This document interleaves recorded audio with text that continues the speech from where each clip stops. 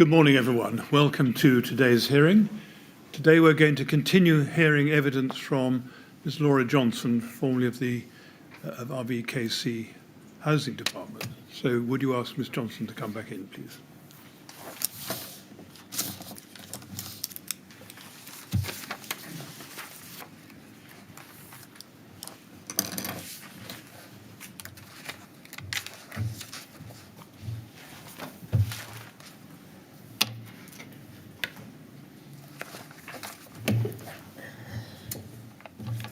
Good morning, Ms. Johnson. Good morning.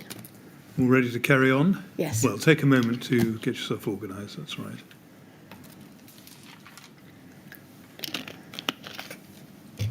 Yes, Mr. Millett, when you're ready. Good morning, Mr. Chairman. Good morning, members of the panel. Good morning, Ms. Johnson.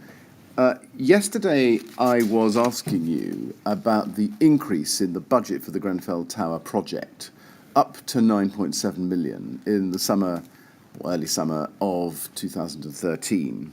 Can I show you, please, a pair of documents? I showed you the email that Peter Madison had sent you about the extra 200,000, which took it up to 10.3, and we've been through that. Can I ask you to go to RBK 403688, please?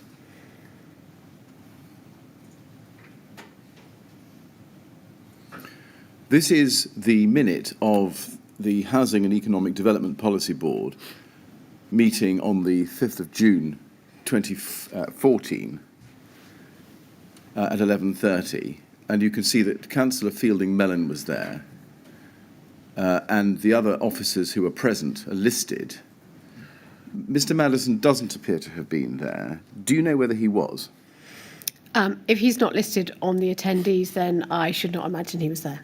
Did he normally attend the policy board meetings? Only when invited. Only when invited. Can I ask you, please, to go to page 2 of this document? Under paragraph 6, Grenfell Tower, Policy Board discussed the draft report. Councillor Fielding Mellon stated that the report needed to explain the increased budget allocation and justify the difference. Policy Board discussed the contingency not currently provided for, increasing the budget from 9.7 to 10.3 million pounds. Do you recall that discussion? Yes.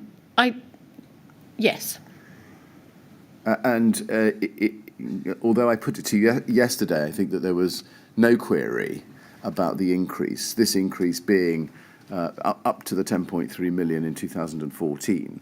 I think, in fact, it's right, isn't it, by way of correction, that this was an occasion on which scrutiny was applied by certainly Councillor Fielding Mellon to that increase. Yes. I would have expected, on taking a draft report to Councillor Fielding Mellon, to be presented to the Cabinet regarding the budget increase, to discuss that with him, and then him to go through to say exactly what he has said here, which was to ask the reasons why the budget had increased. And in the next paragraph, you can see that he asked that officers outline the list of items that would be lost from the scheme should approval to award the increased budget not be given by Cabinet. Who were the officers there? Were they RBKC officers or TMO officers? As it was RBKC drafting the report, it would be asking RBKC officers to set out in the report the list of items that would be lost. Was that done? I don't remember. I haven't got the Cabinet report in front of me, to be honest.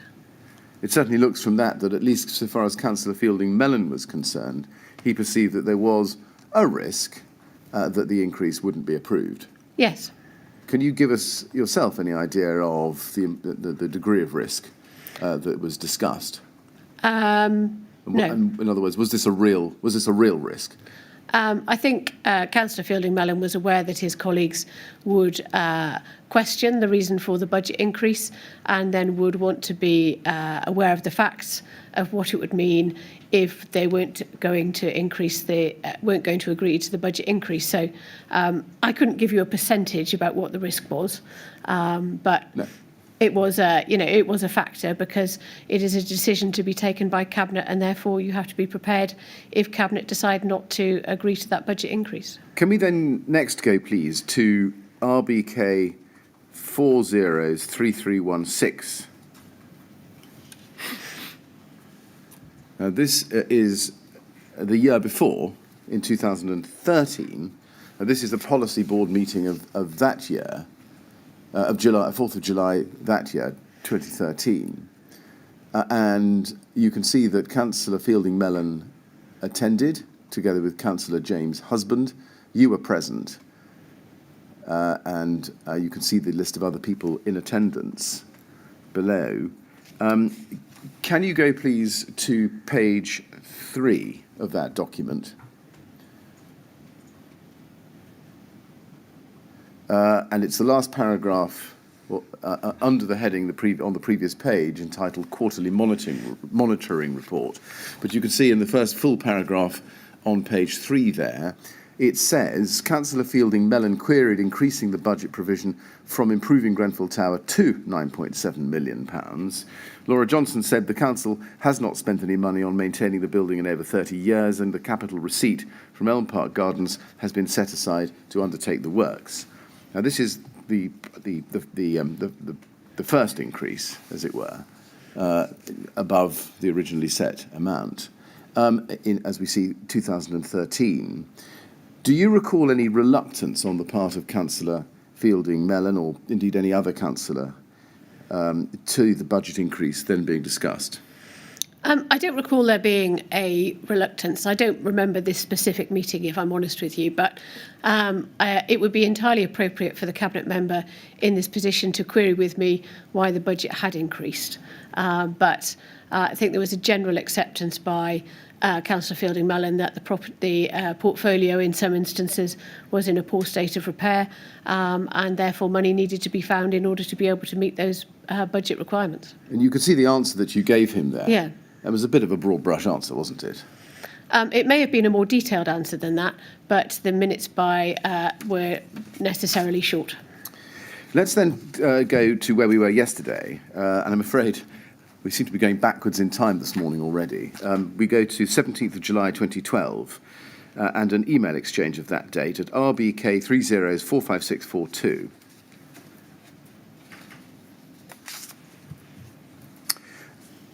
Now, this is an email, it's an exchange between Celia Chalisgan and Amanda Johnson. That's the exchange. It starts on page 7, please, if we go there, with a letter from the Grenfell Tower Leaseholders Association to Paul Dunkerton of the TMO about the appointment of Studio E. And there it is. And I think we looked at that yesterday. And the letter complains about, among other things, the lack of communication from the TMO about the appointment of Studio E. And on page 5, we can see that Mark Anderson, if you go up to page 5, Mark Anderson responds saying, "Good morning, Mr. Mott." You see that at the foot of the page. "I shall review your observations and reply to you separately on these issues. I note we haven't received any dates from you. Would be grateful if you would provide me with these, as I feel it would be beneficial for us to meet to discuss the proposals." And Jane Trethewey is copied in on that email, indeed, as others. And if you look up the page, she writes to Mark Anderson and says, "Dear all, I'd like to meet with you to understand the communication strategy you have in place with the Grenfell Tower residents over the coming weeks and months. Evidently, they are still not feeling informed, and I'm sure this can be corrected." And then if you go up to page 3,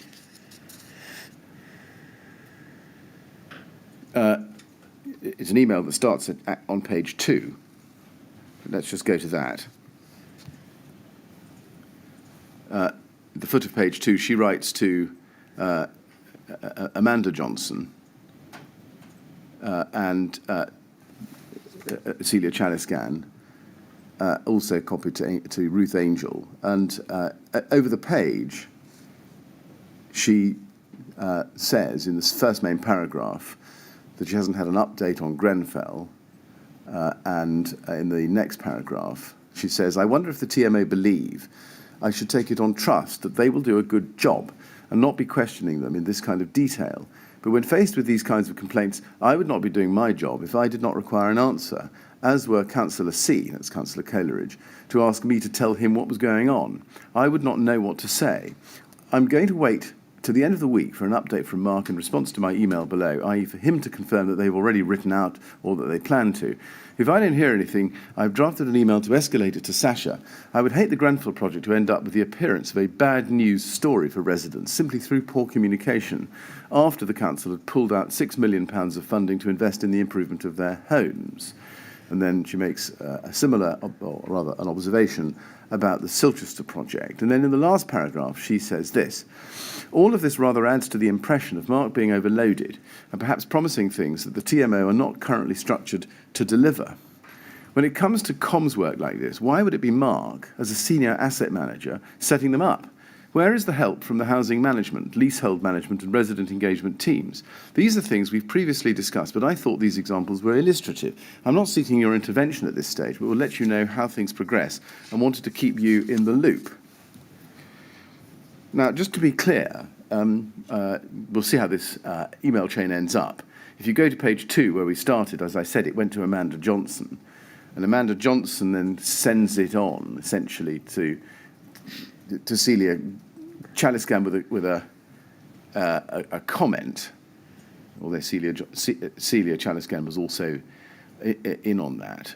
And then it is a discussion between the two of them, Celia Chaliscan and Amanda Johnson. So I don't believe you actually get this exchange.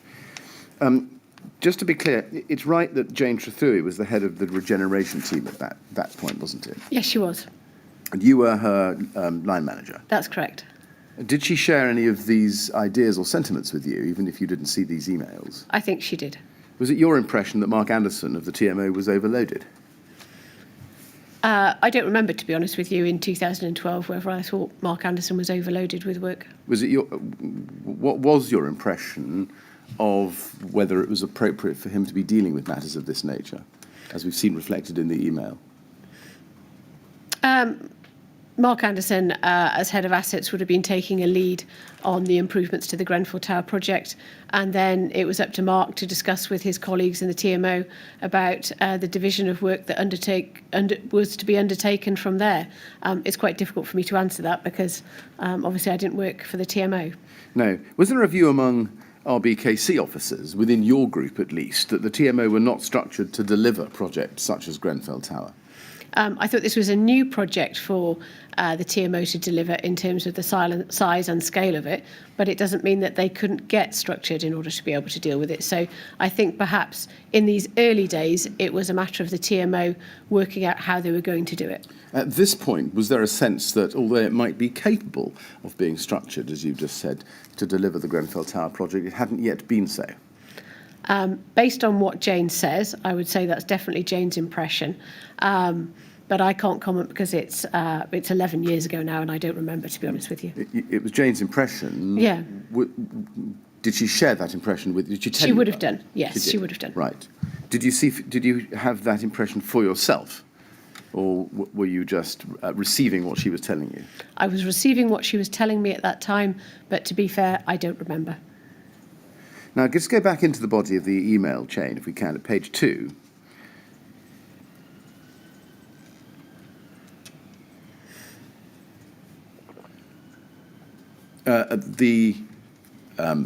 Towards the foot of the page, just below halfway down your screen, Celia Chaliscan says to Amanda Johnson, 17th July, "Hi Amanda, I think we need to be having a word with Yvonne and Sasha on this, as there needs to be the joint working between the teams. How shall we handle? Shall I draft something to them both?" Now, you're not copied into that, as we've seen, but you were you aware that there were discussions about joint working between the teams? There was discussions about joint working with the teams on a number of issues. I'm not aware of this particular issue. I don't remember this particular email, if I'm honest with you, right. Or having a discussion in July 2012 with Amanda about her contacting Yvonne and Sasha. Were the teams working effectively before this issue arose as a result of GTLA raising it? I think this was Jane raising that there needed to be greater joint working. So from the email, it would indicate that there wasn't perhaps enough joint working on this issue and that they were seeking to get better working relationships on Grenfell Tower on these issues. If we scroll up to the bottom of page 1, we can see that Amanda Johnson responds and says, Celia, reading Jane's email again, this is at the foot of the screen, she does not want us to intervene as yet, so hold the draft. Let's still look at the MMA and set up the meeting with Yvonne to take forward the resident engagement issues in general, as we were intending to. We'll chat tomorrow. And there's a response, I'll show you the rest of this, at the top of the page, or the top of your screen, sorry, now the bottom of the page, response back, okay, the MMA just wasn't designed for this sort of thing. When we start looking at the new arrangements, then we'll need to do quite a bit of work about getting the new agreement right. Speak to you tomorrow. And then Amanda Johnson responds, that's what I've been thinking. You would have a much more specific contract. After the EPG matter, we need to be careful. Now, first of all, do you agree with what was said by Celia Chaliscan, that the MMA was not designed to deal with projects such as the refurbishment of Grenfell? Yes, in general, I would. In what respects did you think that the MMA was deficient in that respect? The MMA was set up to be a general document that set out the relationship between the council and the TMO, because it's a standard document drafted by government that set out how you would work with them on a range of very quite standard housing management issues, from rent collection to housing management to ASBs, as we saw yesterday, but perhaps didn't have any kind of specific chapters in it relating to very detailed pieces of work around a building refurbishment. Did you take part, or did anybody to your knowledge take part in any kind of discussion about actually having a specific contract between RBKC and the TMO to deal with or cover the Grenfell Tower refurbishment project? I did not have a conversation about a specific contract on working with the TMO on the Grenfell Tower refurbishment. Did the point that was being made here about the MMA just not being designed for this sort of thing go any further than Celia Chaliscan's email that we've seen here? I don't remember it being raised with me, but it may have been that Amanda and Celia discussed it further. When it came to the amendment or revision of the MMA in 2015, December, I think, 2015, was this point taken in then? I don't believe it was. Looking at the top of the email, as I've shown you, there's a reference to the EPG matter. Presumably that's Elm Park Gardens. Yes. Did you agree with Amanda Johnson that a more specific contract with the TMO was required as a result of the learning on that project, the experience on that project? On the experience of Elm Park Gardens? Yes. To be honest with you, I don't remember. What was it about the Elm Park Gardens project? That's just what I'm trying to think about, because there was two pieces of work undertaken at Elm Park Gardens. One that took place before I joined the TMO, which joined RBKC, which was a refurbishment of Elm Park Gardens by the Major Works team. And I very much picked that up after the work had by and large completed, but there was in terms of the Section 20 consultation at Elm Park Gardens for that piece of work, there was a significant difference between what the estimated bills for the leaseholders were there and what the actual bills were, based on the fact that the building works had been far more extensive at Elm Park Gardens than originally envisaged. Elm Park Gardens is an estate off the King's Road, and it is made up of a variety of blocks, from Edwardian mansion blocks to block built in the 1960s. And the other project at Elm Park Gardens was, of course, the conversion of the basements there. And the basements, to be honest with you, I'm struggling to remember how it was structured in terms of the basement conversion work, because the basements had always been there but had fallen into disuse and disrepair. The council had identified that they was an opportunity to refurbish the basements and then sell them in order to generate the receipt that could be invested in other areas of the council. And some of the Elm Park Garden basements were kept for social housing and for key worker housing. Right. Can we then move forward to later in the year? This is RBK 304567.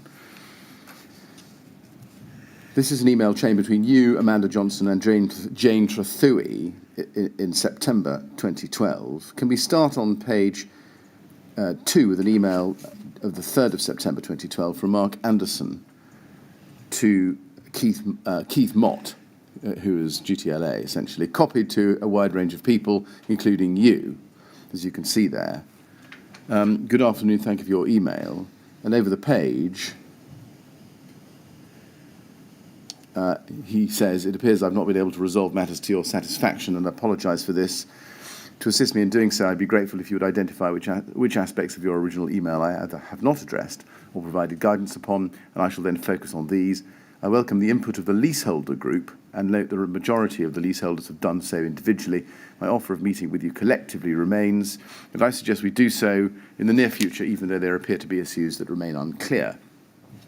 Do you recall receiving this email particularly? I don't particularly recall receiving this email, but I would have done if I was in the email chain. Do you remember why Mark Anderson had said that he had not been able to resolve matters to that's the GTLA's satisfaction? No. Now, let's go back to page 2 in this email run, and here's an email from Jane Trethui to Amanda Johnson and to you, she, in a nutshell, expresses her dissatisfaction with Mr. Anderson's response. She says, regarding the below, I just don't think this is a good enough answer to the leaseholders' queries. Essentially, as they made clear in their emails, and most recently on 5th August, we request you to be more direct to our questions. So say yes, in caps and bold. It will be an improvement, underlined in caps. So therefore, there will be no, in caps and bold, recharges to the leaseholders, close quote. I feel as though these repeated rebuffs to them and a claim not to understand what it is that they are asking for risks damaging the relationship between the TMO and the leaseholders and makes the delivery of this project more difficult. Efforts to get the TMO to consider a more open approach fell on deaf ears, see attached. I understand the TMO has been seeking a final position before clarifying it to leaseholders, but there is no reason to avoid clarifying the process and likely timetable in writing to them. As I'm not receiving updates on Grenfell directly, I'm now unsure how or whether to take this matter further and would welcome any views. That's what she set out then, and Amanda Johnson responds on page 1 and says this, and you're copied in. Jane, I think we need to develop a formal protocol with the TMO on how they manage any development regeneration major capital projects. This would include a specific section in managing communication. Celia has suggested that the work done on car parks could form a useful basis for developing the communication element. Once we have this, and we will prioritise this, then we should develop formal reporting arrangements with which highlight reports that link to the HRA meeting / regen board as appropriate.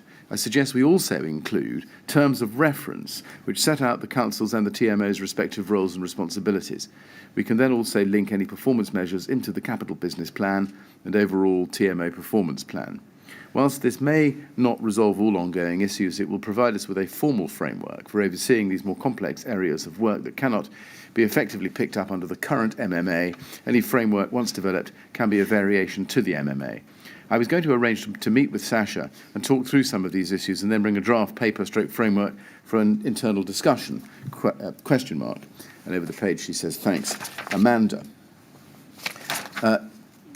First, why was there no such protocol in existence before this time, September 2012?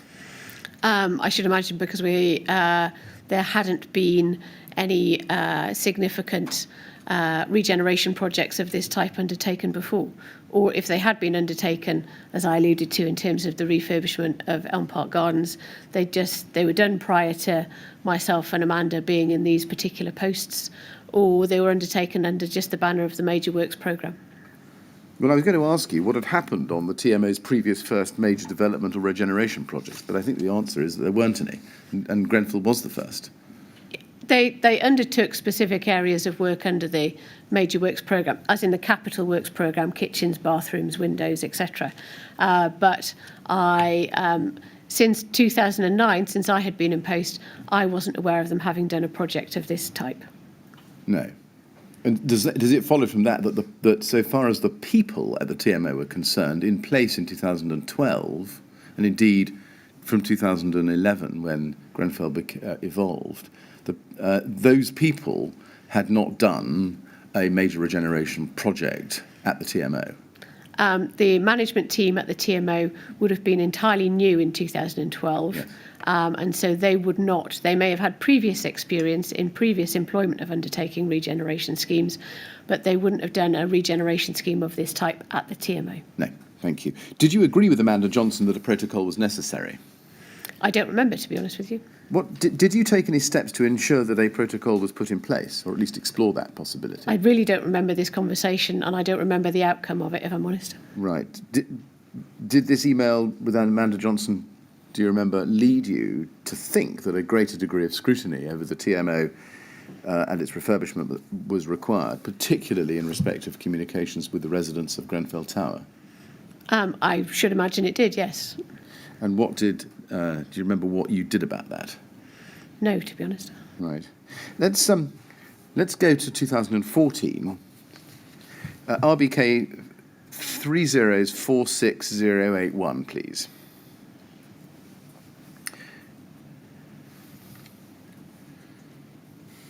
Now, this is an email of the 30th of July 2014 from Celia Chaliscan to Amanda Johnson.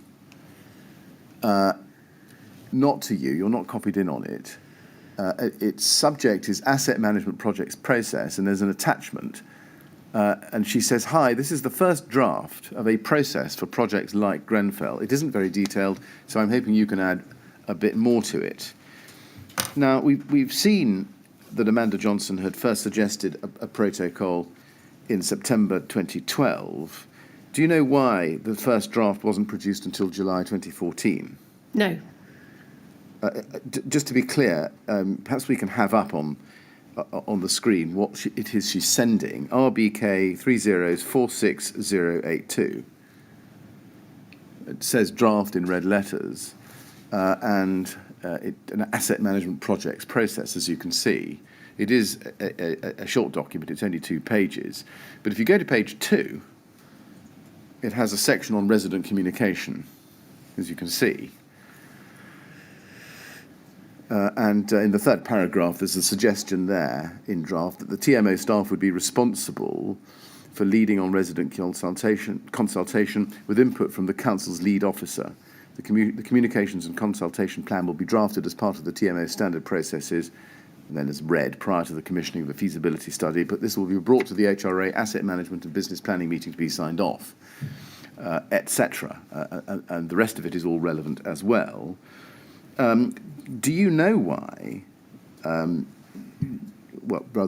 did you do anything to pursue the production of a draft such as this between the September of 2012, when we first saw it mentioned by Amanda Johnson in her discussion with Celia Chaliscan, and at this point, July 2014? I don't remember doing anything to progress that, no. Why is that? Because it would have been something undertaken by Amanda and Celia within their team. But you were overseeing their team, though, weren't you? I was, yes, but I don't always get involved in all of the detail that teams undertake in terms of their work. So I would have trusted a very experienced officer, such as Amanda Johnson and Celia Chaliscan, to take those matters forward.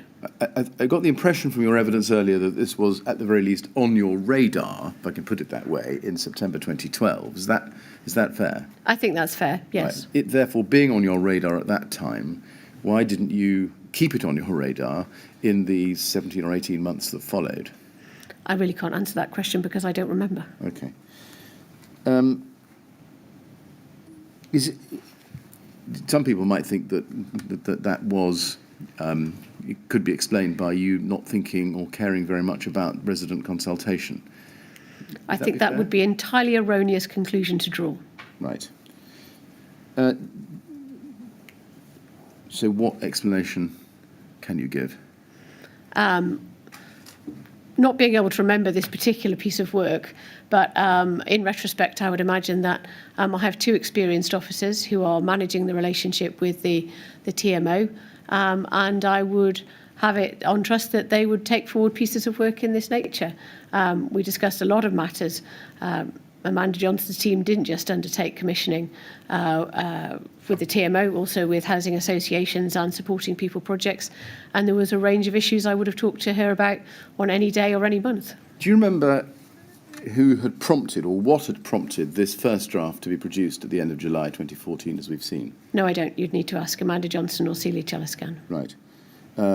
In fact, do you know that this draft protocol was never taken any further forward? I don't know. I don't know, to be honest with you. Right.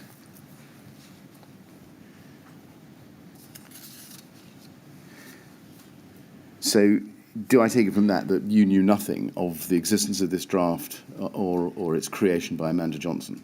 I haven't seen a draft. I don't remember seeing a draft of this. I may have done, but I don't remember. Right. Let's turn then back to the question we were on yesterday afternoon, which is KPIs, and specifically project KPIs. Do you agree that KPIs were used by the TMO to monitor key aspects of the refurbishment programme for Grenfell Tower? Yes, they would have been. Did you ever see those KPIs? I don't believe I did. Did you contribute to the setting of those KPIs? Not for Grenfell Tower, no. Can we look at RBK 302941, please? That is a project dashboard report for the Grenfell Tower project for, as you can see in the top right-hand corner, February 2016. And the date of the programme meeting, just above it, is March 2016. Do you remember when those started being prepared, these project dashboard reports for the Grenfell Tower project? No, I don't. It looks as if, just on the face of the document, that they were produced monthly. Is that right? I suspect they were, yeah. Did you receive these reports, or reports such as these? I don't remember receiving them. I knew of their existence, and on occasion I may have received a copy of them, but I don't believe on a standard basis I received these on a monthly. Amanda Johnson would have received them. Right. Now, if we go to the very top left-hand corner, under the heading Project Dashboard Report, you'll see that there's a report author, Claire Williams, and housing contact is Roger Keane, the General Needs Housing Commissioner. He was RBKC. He was, yes. And we've seen that from some of the documents. Did he regularly update you, or even irregularly update you, on the contents of these documents? Amanda Johnson would have regularly updated me on it rather than Roger Keane. Would she have sat down with you and gone through the document? She may well have done, or she may have just given me a brief précis of how it was progressing. Right. Did you ask Amanda Johnson about the contents of these reports, or what she was telling you about them? Did you scrutinise what she was saying to you? I don't remember on specific occasions sitting down with these particular documents. I did know they existed, but I did receive regular updates from Amanda or about the progress of various projects that her team have oversight of. Very well. Could you just explain what was the structural relationship between Roger Keane, who's the housing contact on this document, and Amanda Johnson? She would have been his line manager, I believe. His line manager. Right, I see. So far as you knew, he was receiving these documents monthly from, I suppose, from Claire Williams, and then discussing those and showing them to Amanda Johnson. Yes. Right. And if we look at this document, and it's a particular one, you can see that there is a box, which, if we can have that blown up, please, bottom left-hand corner of page 1. It's not on the screen at the moment. Says Communications Overview, and it says, scheme been under consultation since 2012. A newsletter goes out to all flats and is posted to non-resident leaseholders. Notice is posted as need. The use of bulk texting has been useful when communal working, e.g. lifts, etc., has been undertaken. Was that an accurate and adequate record of communications to the residents so far as you understood it at the time? No, I think that's a very brief précis of the communications that the TMO undertook with the residents of Grenfell Tower over the course of 2012 to probably 2016, when the refurbishment project completed. I now want to ask you some questions about the Housing and Property Scrutiny Committee, or HPSC. Can we start by looking at paragraph 17 of your first witness statement, please, at page 4? And you say there that part of the agenda for HPSC, Housing and Property Scrutiny Committee, was a regular update, which was a report from the Cabinet Member for Housing, Property and Regeneration, or the Housing Director. You see that. In practice, did you draft those reports? In practice, no, I did not draft those reports. They were drafted for me by a member of my team. I read them and then I agreed them and I signed them off. I see. So again, same as before, you don't have the granular input, you read them, you approve them, you sign them off, and then you take responsibility for their contents. That's correct. What, in general, were the sources of information relied upon for preparing those reports? I would put together a report which was a mix of what was happening in the housing department, updates on areas of my responsibility, so homelessness, housing advice, changes in legislation, updates that I thought that the members of Cabinet, the members of the Scrutiny Committee would find helpful in helping them to understand how the housing department worked, the legislative context that it sat within, who we worked with, what the pressures were, in order to help them to better scrutinise the work of the department. Yeah, those are certainly topics. My question was a slightly different one. What was the source of the information that the person drafting the report, which you then read and approved? So there would have been a number of sources from policy updates that they got from the website, whether Department of Communities and Local Government at the time, or they would have gone and spoken to colleagues within the department about progress that was being made against key areas and asked them to draft a paragraph, or in the case of updates perhaps on the TMO, asked the TMO for updates on how they were progressing on key areas. I see. Who attended Housing and Property Scrutiny Committee meetings? I attended, obviously the members of the Scrutiny Committee. Apart from the members of the committee. I attended as I was invited. The Cabinet Member for Housing and Property and Regeneration attended. He wasn't a member. He attended because he was invited.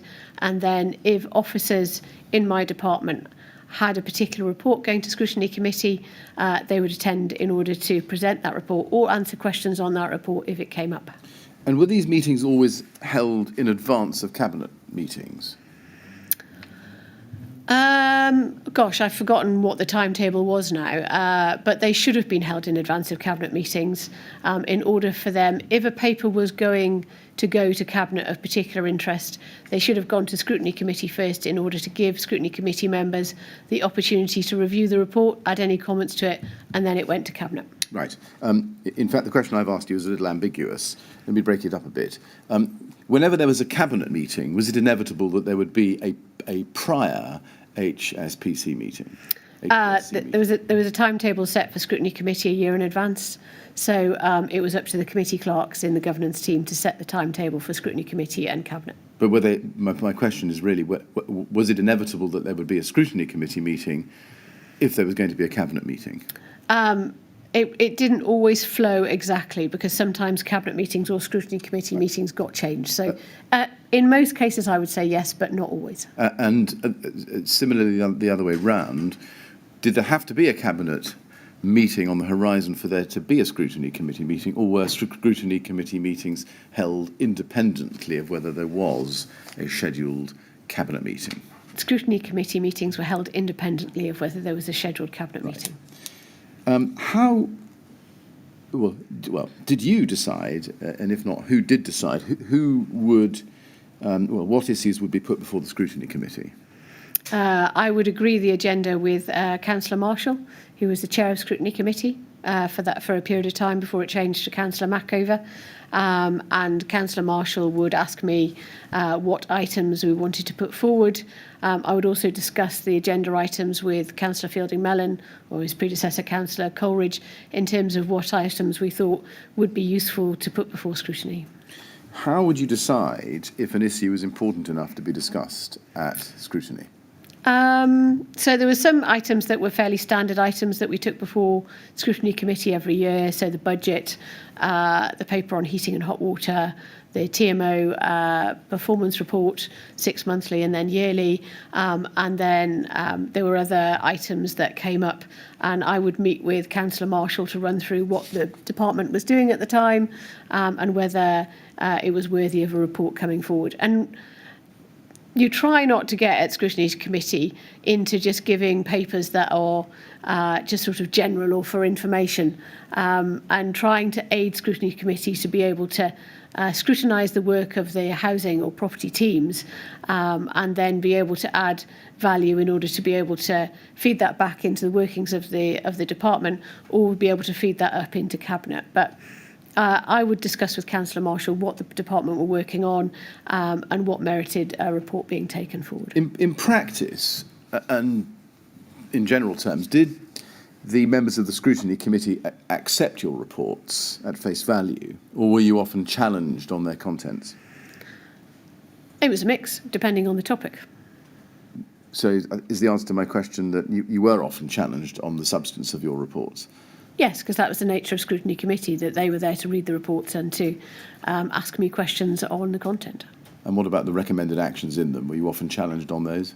Not necessarily on the recommended action, more about the content, perhaps. Now, let me ask you some questions about meetings with Robert Black. You mentioned earlier that you would have regular meetings as part of your role with Robert Black, the Chief Executive of the TMO. Can we look at your first witness statement at page 7, paragraph 31, please? You say there, the Director of Housing and Chief Executive of the TMO, Mr. Robert Black, met monthly. These meetings did not have an agenda and they were not minuted. Now, the Director of Housing is, of course, you. Yes. Yes. Apart from you and Robert Black, would anybody else be present at those meetings? No. What was the purpose of those meetings? To provide each other with an update on what was taking place in our respective organisations, and if there were areas of particular concern, then we could raise them there and discuss them. Now, we've seen no minutes or other record of those meetings. That's correct, isn't it? That's correct. Do you know why those minutes weren't minuted or recorded in some way? It was custom and practice that we just met and had a meeting for around an hour once a month and just went through general items. And I cannot now sort of explain to you why they weren't minuted. It was just it was a general meeting and a catch up between us both. Right. I may be wrong about this, but I don't think we've seen any record of those meetings in your day books. No, I wouldn't necessarily have taken notes at those meetings. I may have gone in with a list of topics that I wanted to discuss with Mr. Black, but I wouldn't necessarily have taken detailed notes of those. What would happen if, in the event that there was a dispute about what was said at one of these meetings between you and Mr. Black? What would you look at to resolve that dispute? I don't believe there was an instance where there was a dispute. No, but you wouldn't know that in advance of any particular meeting. For all you know, there may have been a dispute on a matter. How would you have sought to resolve that dispute without a formal or even informal contemporaneous record of who said what? It never came up, so I didn't see the need to. There wasn't a dispute between me and Mr. Black. There were general catch-up sessions about both of us, about our respective organisations. So if I raised a particular issue with him that I had concern about, then Mr. Black would say, I'll go away and take that up with the team and I'll come back to you. Or if he raised something that he had a particular concern about, again, it would be a reasonable discussion where I would say, I'll come back to you, Mr. Black, and we'll talk about that some further. Or I'll raise that with Sasha, or I'll ask Amanda to pick that up. Right. They weren't adversarial meetings. No, I'm not suggesting that they were adversarial meetings. What I'm really suggesting to you is why neither of you took any steps to protect yourselves in the event of a potential dispute, should one arise, about what was said at a meeting. I don't think we felt the need to at the time. Leaving aside the questions of dispute, it sounds from what you've said that you would agree that things would have to be done. In other words, actions would have to happen as a result of these meetings. Would you not even keep a shopping list of things that Mr. Black wanted you to do? Yes, I would have done. It might not necessarily have been in my day book. Sometimes I had other bits of paper. Right. I know I felt that I can remember as well that, actions, I don't always necessarily need to take them down. I'm fairly good at keeping notes on what's taking place at the time, but in terms of those meetings, if there were particular actions, I'm quite sure I also could have remembered them and then taken action as a result of them afterwards. Right. I mean, some might say that the absence of any record of a meeting between RBKC as the client and TMO as the service provider, for want of a better expression, might be evidence of what has been called lax clienting. Is that something you can comment on, do you think? I don't think it was evidence of lax clienting. Right. Was fire safety ever a topic of discussion at those meetings? Do you remember? The meetings were quite broad-ranging, so there may well have been discussion about fire safety at one of those Right. meetings. Can you remember any specific instance when the question of fire safety or fire risk assessments ever came up? I don't remember a specific instance. Right. Even very much in general terms, doing the best you can without any record, do you remember how frequently the question of fire safety or fire risk assessments ever arose? No. If we go back a page in your statement, please. Paragraph 26.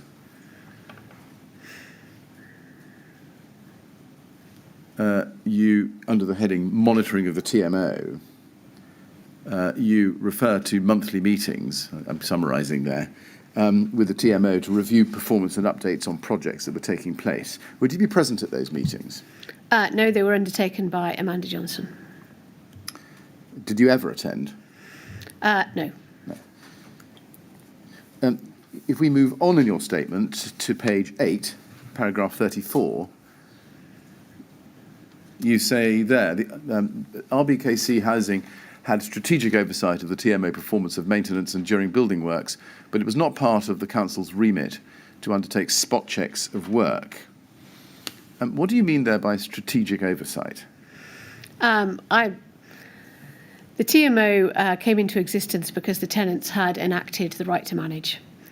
So it was quite unusual in an organisation in terms of being a borough-wide TMO where the tenants had taken that decision, which meant that the TMO had a board made up of councillors, RBKC nominees, independents and tenants and leaseholders. So it had a board that monitored its performance in much the same way as a housing association would, who was undertaking the management and maintenance of its stock. And the role of the council was to just have a strategic oversight of the activities of the TMO, rather than to go into the granular detail of what the TMO was doing on a day-to-day basis on particular activities. I see. This topic came up yesterday in the context of KPIs about fire safety. Is what you're telling us that, in fact, the way you saw it was that RBKC Housing oversaw the overseers, if you see what I mean? In other words, the TMO had a board, and you could trust the board to oversee the business of TMO, and RBKC's role was to oversee the activities of the board. It wasn't we had nominees to the board, so RBKC had 4 nominees on the board, so it actively participated in the board, who then undertook scrutiny of the TMO's activities, which is entirely in keeping in an organisation of this type. So we did have oversight through that mechanism. But in terms of the housing department, I understood what the functioning of the board was, but our day-to-day activity was not one, as I can only repeat, it wasn't one of a granular examination of what the TMO did day-to-day. It was one of more of receiving performance information and an understanding of what they were doing in general. Yes. Did you view fire safety as being part of providing that strategic oversight? Fire safety was listed in terms of the 6 monthly and annual reviews that the TMO provided on their performance, and it would have arisen, I should imagine, in conversations between Amanda and the team. But as in the same way that fire safety was raised, it would have been in the same way that it would have been raised on other compliance areas. And although you say it wasn't the council's remit to undertake spot checks of work, did you ever visit building works to, when they were ongoing, to satisfy yourself about what you were being told on progress and on quality? No, I'm not a qualified quantity surveyor, nor am I a clerk of works. Now, if we go on, please, to page 9 in your statement and look at paragraph 40, you say there that, me just get to it. You say there in the fourth line down, oversight and liaison with the TMO regarding the Grenfell Tower refurbishment was initially undertaken by the Strategic Regeneration and Development Team. But that moved, you say, a little later, you say, around June/July 2014, the responsibility for oversight of TMO performance on the refurbishment moved to the Housing Commissioning Team. Why was the responsibility for oversight of TMO's performance in relation to the Grenfell Tower project moved to the Housing Commissioning Team? At that time, I remember that because the Housing Commissioning Team were generally doing, it was their responsibility to undertake works undertake a strategic oversight of the TMO. It seemed to fit better with that team at that time.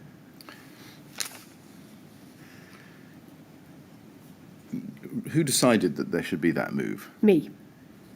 And was there any particular event or thing that had arisen which prompted that decision? I don't remember a particular event. It may have been that the housing, because there was a crossover in activity in terms of monitoring the TMO and the particular activities of Grenfell Tower, it made sense at that time in order to consolidate that in the work of the Housing Commissioning Team. And I believe around that time, the work of the Housing Regeneration Team and Development Team, probably around that time, started to become there started to become more projects for that team to take on. And from that time, first, I think it remained the case that you had overall supervision of the Grenfell Tower project via the Housing Commissioning Team. That's correct. Because it sat as one of your 4 areas. It did, as does strategic regeneration and development. Indeed. So far as you were concerned, it was a horizontal move. That's correct. To which individuals in the Housing Commissioning Team did responsibility for oversight of TMO performance on the Grenfell Tower project pass? I don't remember exactly, but judging from that previous document, Roger Keane would seem to have been involved. Amanda Johnson will be able to answer that question for you in more detail. Right. Well, yes. Did you take any steps to satisfy yourself that on the transfer of this responsibility, the responsibility was moving to the right people? There was only 2 people in the team, so it would have been undertaken by Celia Chaliscan. Roger Keane was in the team at the time, although subsequently left, so it would have been undertaken by Amanda or Celia or Roger. What steps did you take to satisfy yourself that they were qualified and experienced to take on that role? I did not take a view at that time as to whether they had experience of undertaking a review of works undertaken, but they were experienced at commissioning. So Amanda Johnson, particularly, is a very experienced commissioning manager who had worked for some years in commissioning supported housing projects and had now for some years been managing the TMO's wider commissioning responsibilities. Yes, but commissioning isn't quite the same as overseeing a construction project. No, it isn't, but it is nevertheless oversight of how the project management is being undertaken, and understanding about timescales, budgets, and they don't necessarily, in that role, need to be qualified don't necessarily need to have a RICS qualification in order to be able to have oversight of somebody undertaking works on time and on budget, and whether they are undertaking the council's expectations in terms of communicating with tenants, which is what the Housing Commissioning Team's function would have been in having oversight of Grenfell Tower. Was the, in the light of that last answer, was the experience, expertise and role of Celia Chaliscan, Amanda Johnson and Roger Keane in the area of resident communication? Celia Chaliscan had worked for the local authority for a number of years in a variety of roles, and I don't know whether she had actually undertaken a role in resident consultation previously. Amanda Johnson, as I say, was a very experienced housing professional and still is, having done a number of jobs in the housing world. And again, Roger Keane was an experienced housing professional, but I don't know whether any of them had undertaken extensive resident consultation in the past. Right. As part of their jobs. The reason I ask is because the timing of the decision is similar to the timing of the production of the draft document we saw about resident consultation. was one of the reasons that you decided to move responsibility for oversight of the TMO's performance in relation to Grenfell to do with resident consultation? I don't believe it was, but to be honest with you, I really don't remember the exact rationale for why I moved it. I think it was due to the work being undertaken, the growth in work being undertaken in terms of the strategic regeneration and development team. It was the crossover between that team and Amanda Johnson's team in terms of monitoring the activities of the housing commissioning team. And it was their ability to be able to provide sufficient resources and due diligence in order to be able to monitor that project. Whether it was specifically related to resident consultation, I can't remember. Following the transfer of that responsibility, was there any substantive change in the degree of scrutiny exercised by the housing commissioning team? I think it became more formalised. The strategic regeneration and development team, it was a project for an officer within that team who would have met regularly with the TMO to go through what was happening. But I think it probably became more formalised in terms of the report that we saw previously. So there was a more structured reporting system? I think perhaps there was, but I don't remember exactly, to be honest with you. Can we turn to the topic of performance reviews? And you've covered this at paragraphs 84 to 100 of your first statement at page 21. I don't need to go back to that, I just note it. There you summarise the TMO performance reviews that referred specifically to the Grenfell Tower refurbishment, starting with the review of 2013 to 14 and ending with the review of 2015 to 16. In relation to the Grenfell Tower project, is it fair to say that the TMO performance reviews provided a very brief overview of the works completed to date? Yes. Did any member of the Scrutiny Committee ever ask for further details of the project after reading the TMO performance reviews?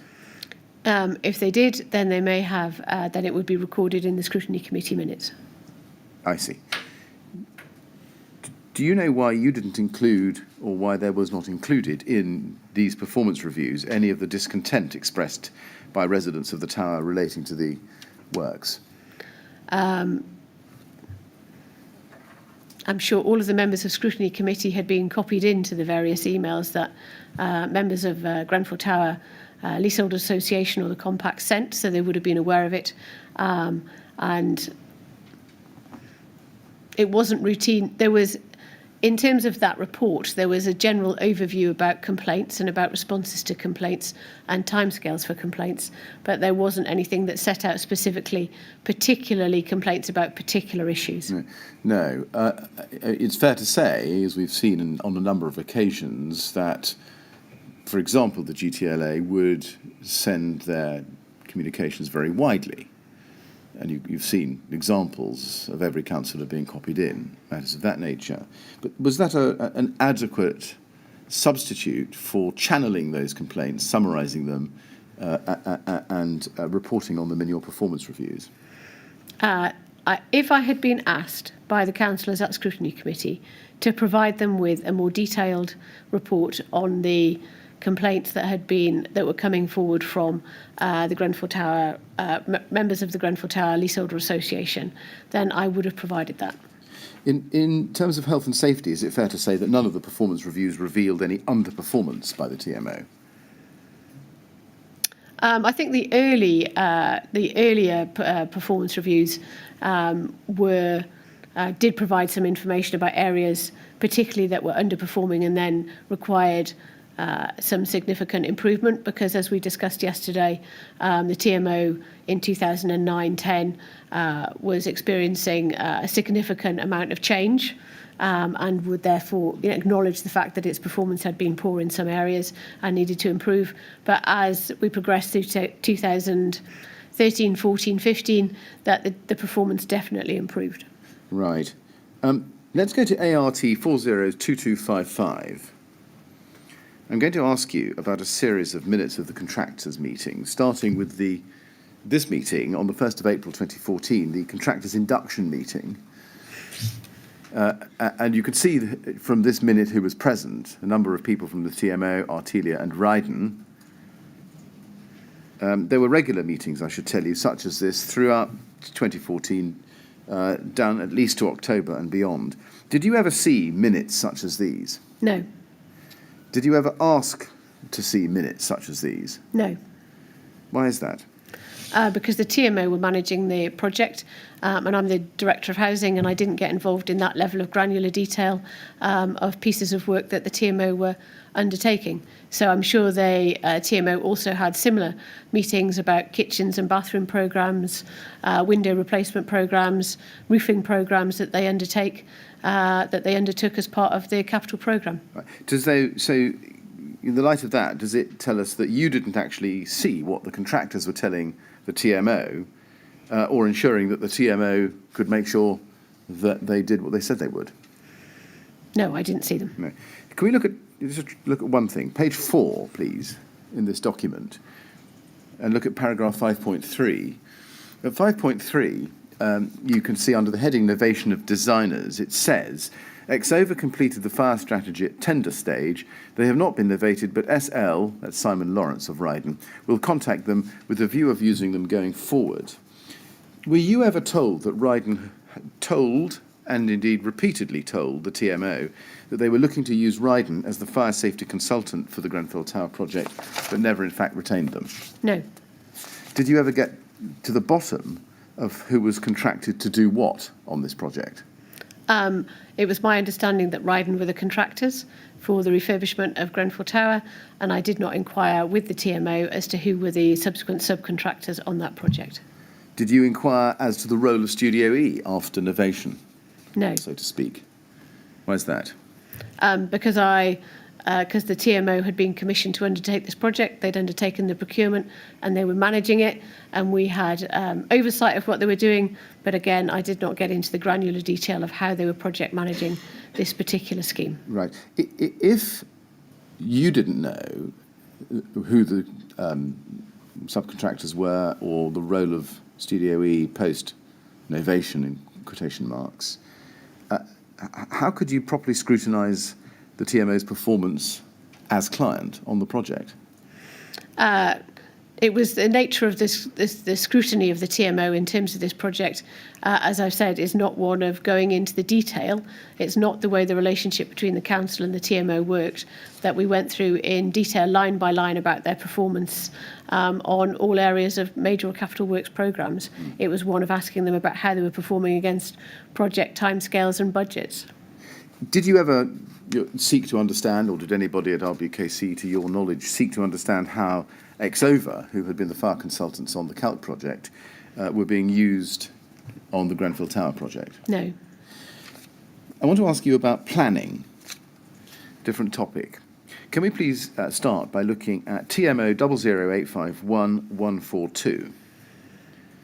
This is an email of the 6th of May 2014 from Claire Williams to David Gibson, copied to Peter Maddison, with the subject line, Grenfell Tower Planners Meeting Thursday.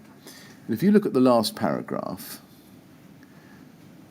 it says, I think we will have to take a view based on our response on Thursday and perhaps get Laura to bring pressure to bear to see if we can get some reassurance prior to the final approval. Otherwise, our contract sum will be hanging out until the early July, potentially. Is this likely, / possible? Claire Williams. And now, I should just give you the context of this. This is early May, at a time when cladding is being discussed, as between the TMO and the contractors, Ryden, with the need for planners to approve it because of the change in colour and because also of the discussion about whether it should be face-fixed, in other words, riveted, or cassette. So that was the context. I've just read you a passage from this email. Let me just show you next what Claire Williams said in her evidence. Day 55, this is the 19th of October 2020, Module 1. Day 55, page 36, please. And she is asked the question at line 6, where you refer to Laura, is that Laura Johnson? Answer, yes. Question of RBKC, answer, yes. Was she in the planning department? Answer, no. Question, would Laura Johnson be able to bring pressure, your words, to RBKC planning department? Answer, I don't know. My question to you is, were you ever approached by Claire Williams or by anybody else at the TMO to bring pressure to bear on the planners to get final approval on the cladding? I don't think I was. I don't remember a particular conversation about that. But if I was asked to discuss with the planning department generally about the scheme or achieving planning, I would have spoken to my colleague Jonathan Bohr about it. But I don't remember, to be honest, being asked to talk to the planning department about cladding or fixatives. Right.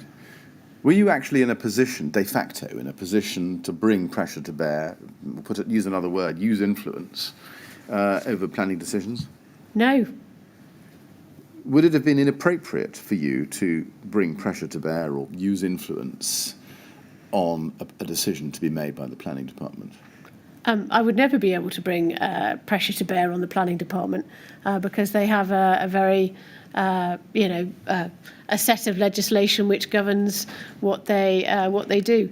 I can talk to my colleague Jonathan Bohr about at the time about the progress, or if it was Jonathan who was still there, or whether it was Graham Stallwood was there at the time, about the progress or what was happening, or just understanding something in more detail to help furnish my knowledge about what the planning department was saying to the TMO. But I had no role in terms of planning, and anything I could do would be rather one of gaining information or discussing what was happening with colleagues. Right. And my question was, would it have been inappropriate for you to have sought to bring pressure to bear on the planning department? Yes, I mean, I wouldn't ever think of bringing pressure to bear on the planning department. I can express a view to the planning department, but they wouldn't have been receptive to me anyway. Why is that? Because they're the planning department, and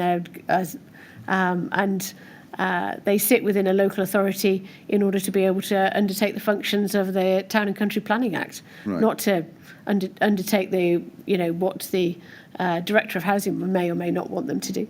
Right.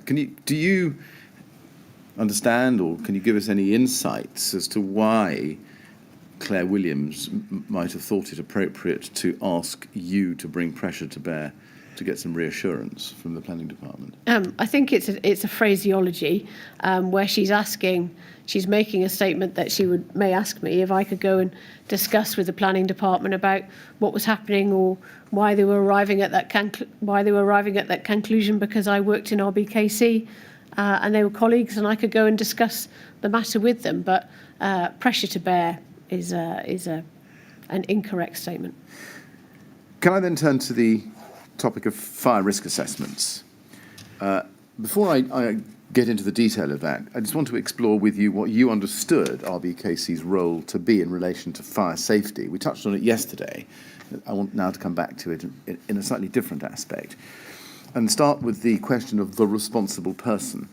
From the time of your recruitment in 2008 and arrival in February 2009, were you aware of the basic requirements of the Regulatory Reform Fire Safety Order 2005, or the FSO as we've referred to it? I don't think I was particularly aware of it in 2008, 2009. I probably became more aware of it over the course of my employment at the council. Right. And what was your understanding of the role of the responsible person from 2011? My understanding was that it was the TMO's responsibility to be the responsible person under the Regulatory Reform Fire Safety Order. What was the basis of that understanding? I think it's set out in the MMA, if I'm honest with you. But I can't remember what the basis of my belief for that was, but I was always under the impression that it was the TMO's responsibility. Right. Did anybody tell you or advise you that it was the TMO's responsibility to be the responsible person? I don't remember coming up in conversation, but 2011 is quite a long time ago. Right. So to be clear, your understanding was that it was the TMO who was the responsible person, yes, not RBKC? That's correct. Right. Now, can we look at Janice Ray's statement, please? This is at TMO 50890, page 37, and I want to show you paragraph 166 there. She says this: my understanding is that under the MMA, the TMO was responsible for all major works. Sorry, that's paragraph 165. And then 166, she says, Since 2005, the relevant fire safety legislation has been the Regulatory Reform Fire Safety Order 2005, RRO.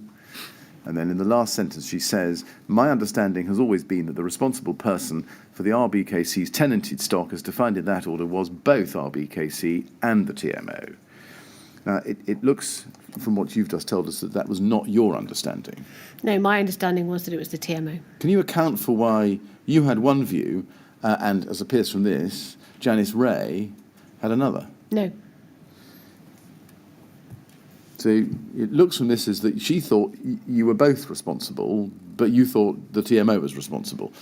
That's quite a significant misunderstanding, isn't it? Yes. Can you account for how that arose? No. Well, Mr. Millett, you say it's a significant misunderstanding. It may just be a difference of understanding. Quite right. I rephrased the question, but the same answer, I suspect. Exactly. Can I ask you to look next, please, at TMO 00830-598?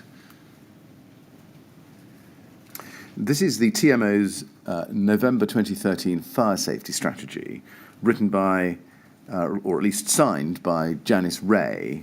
That's page 1. I'll just show you page 15, which has her name at the bottom and the dates, just so you're clear. There it is, Janice Ray, TMO Health and Safety and Facilities Manager, November 2013.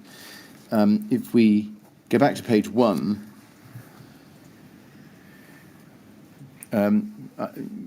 it's entitled TMO Fire Safety Strategy. Have you ever seen this document before? No. Is today the first time you've ever seen it? Yes. Right. Then I think we might be able to take it a little bit more quickly. Can I ask you to look at the bottom of page 1 and look at paragraph 2.2? This is under the heading Legislation. And it says this: for the purposes of fire safety legislation, specifically the Regulatory Reform Fire Safety Order 2005, FSO, RBKC and the TMO are considered to be responsible persons and as such must ensure that suitable and sufficient fire risk assessments are carried out in the communal areas of all the residential blocks. Are you able to explain why Janice Ray thought that both RBKC and TMO are considered to be responsible persons? No.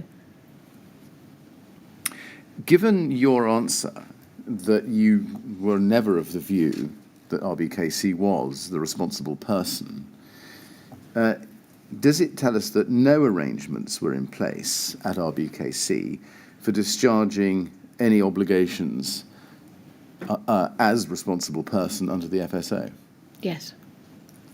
Was your view that RBKC was not the responsible person one, to your knowledge, that was generally held throughout RBKC? Yes.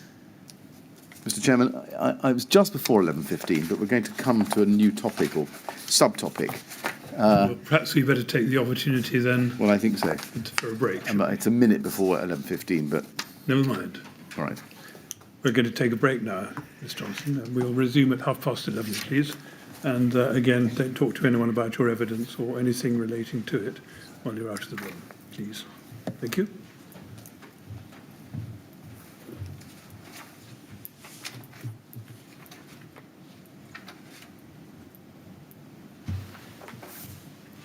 Thank you. 11:30, please. Thank you.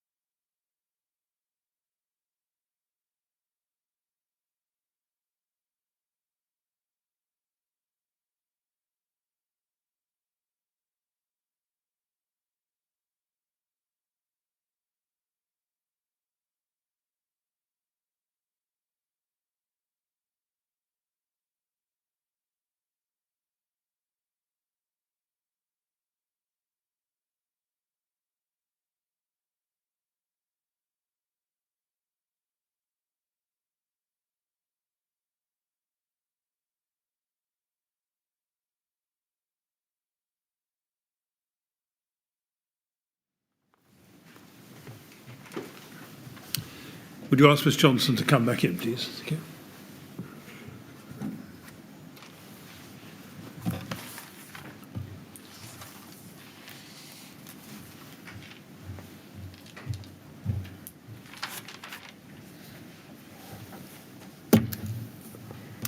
Right, ready to carry on?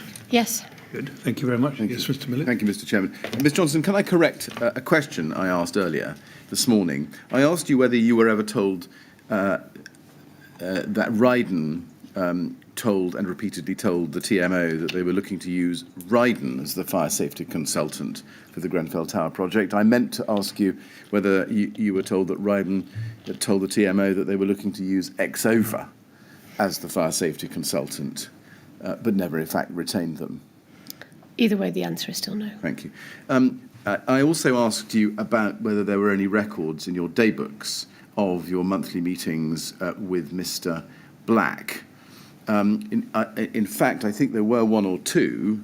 For example, let me just show you an example. RBK 3059573, please, at page 6.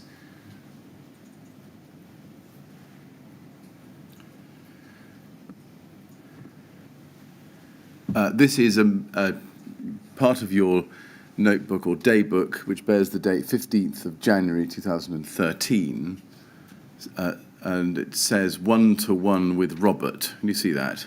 Yes. Is that an example of you noting these meetings in your daybooks? Yes. And in fact, this one actually expressly refers to Grenfell Tower. If you look at the second arrow, Mike Nestor dealing with hidden homes, timetable for well, is that Grenfell Tower? It looks like Grenfell Tower. Greaves Tower and Grenfell Tower, I think those are. That's correct. Right. And in fact, just one more, and I'm not representing to you that these are the only ones. RBK 3059557, please, at page 69.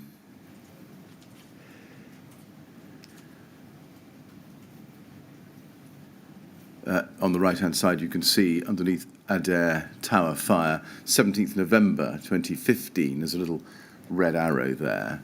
Robert Black, and you can see there's an entry there, and this discussion about the fire which had taken place at the end of the previous month at the Adair Tower building.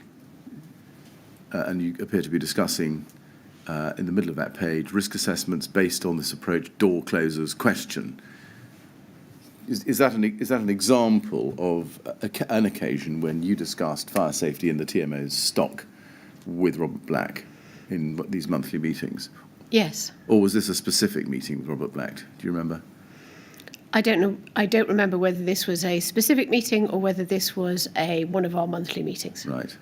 And now you could see a little bit lower down that page, coincidentally, it says underneath door closers, prosecute RBKC and TMO legal. Do you remember having a discussion about the possibility of being prosecuted alongside the TMO by the LFB in relation to the Adair Tower fire? No, I don't. Right.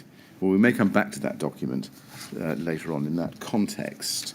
Can I then return to where we were, which was oversight? And I now want to ask you about the oversight of Janice Ray specifically. Can we start with her witness statement, please? TMO 50890 at page 41, paragraph 183.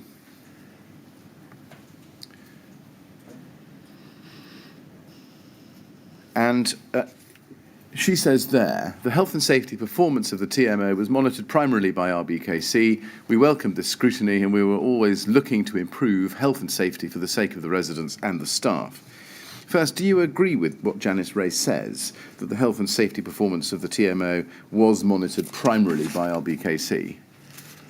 Actually, I think the health and safety performance of the TMO was monitored primarily by the board of the TMO in terms of who officers reported into regarding the performance. And then I don't know, because I don't know the detail of what Janice Ray has said, whether Amanda Johnson and Celia Chaliscan regularly discussed health and safety with the TMO. I can't account for that because I wasn't in those meetings. But health and safety performance was in the 6 monthly and annual reports to Scrutiny Committee. Can we go back to page 37 of Janice Ray's statement, please, and look at paragraph 164? She says there, in the second half of the paragraph, it was always my understanding that the RBKC retained a monitoring obligation under the MMA, which was exercised by its corporate health and safety advisor and its main health and safety coordinating committee, which was succeeded by the Borough Health and Safety Committee. Do you agree with that?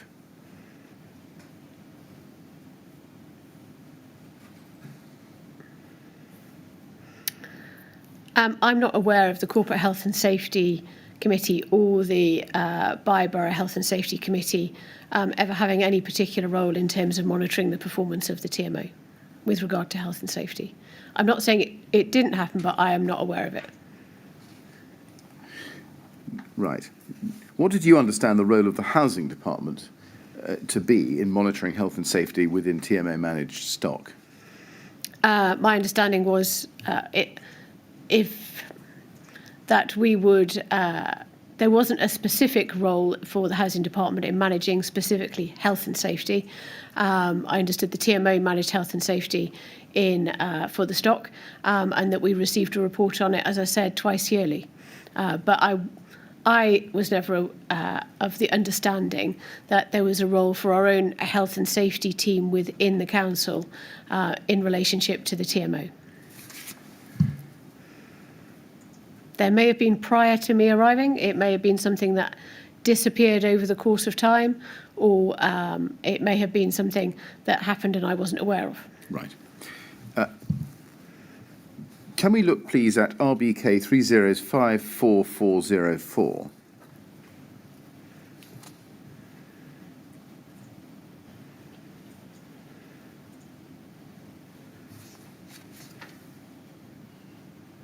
This is a note authored by somebody called Samaya Yaqub, and it's of a meeting which seems to have been with Robert Black on the 26th of May 2016.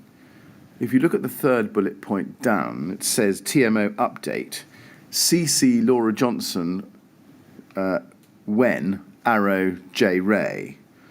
Are you aware of any update being copied to Laura Johnson about, or by Samaya Yaqub about this meeting? I don't know who that person is, I'm afraid. You don't know. Did you know that, in fact, according to Janice Ray at least, monitoring was carried out by the corporate health and safety advisors Gary Mann until 2015, and after that, his successor Samaya Yaqub? I wasn't aware that there was a specific role for corporate health and safety in liaising with the TMO. Are those names familiar to you at all? The name of Gary Mann is familiar to me, but not the second name. Right, what was his role? I don't know. Right. I'm aware of the name. I remember the name from working in RBKC, but I don't know what. You don't have any. You No. can't make a connection. Is that right between the name and? No, I don't. Right. Is it right then that nobody, to your knowledge, nobody within RBKC oversaw health and safety within the TMO? I don't believe they did. No. Beyond the reports that you've discussed. Yes. Right. Right. Can you enlighten us as to why, at least according to this, you were meant to be copied into correspondence or communications with Janice Ray? Without saying what I was being copied into about what this is about, no, because I don't remember from what's 5 years ago now.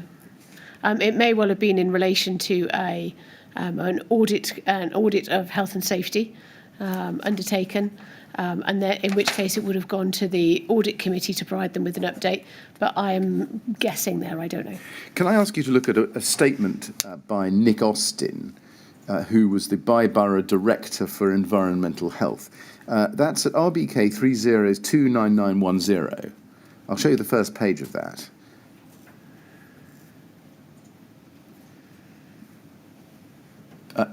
Here's his statement. And he says in paragraph 4 that until the end of August 2018, he was the Director of Resident Services at the London Borough of Hammersmith and Fulham. Before that, or before March 18, he was the Borough Director for Environmental Health for RBKC and for the London Borough of Hammersmith and Fulham, and he'd held that post from April 2012 until it formally ended on the 1st of August 2018. That's his role. Can we look at paragraph 10 on page 3, please? He says there, I sat on the same management committee as the senior managers within housing, so there was some liaison between the departments, but the departments are not hugely interlinked. The housing department had a number of its own staff who carried out environmental health functions relating to their properties.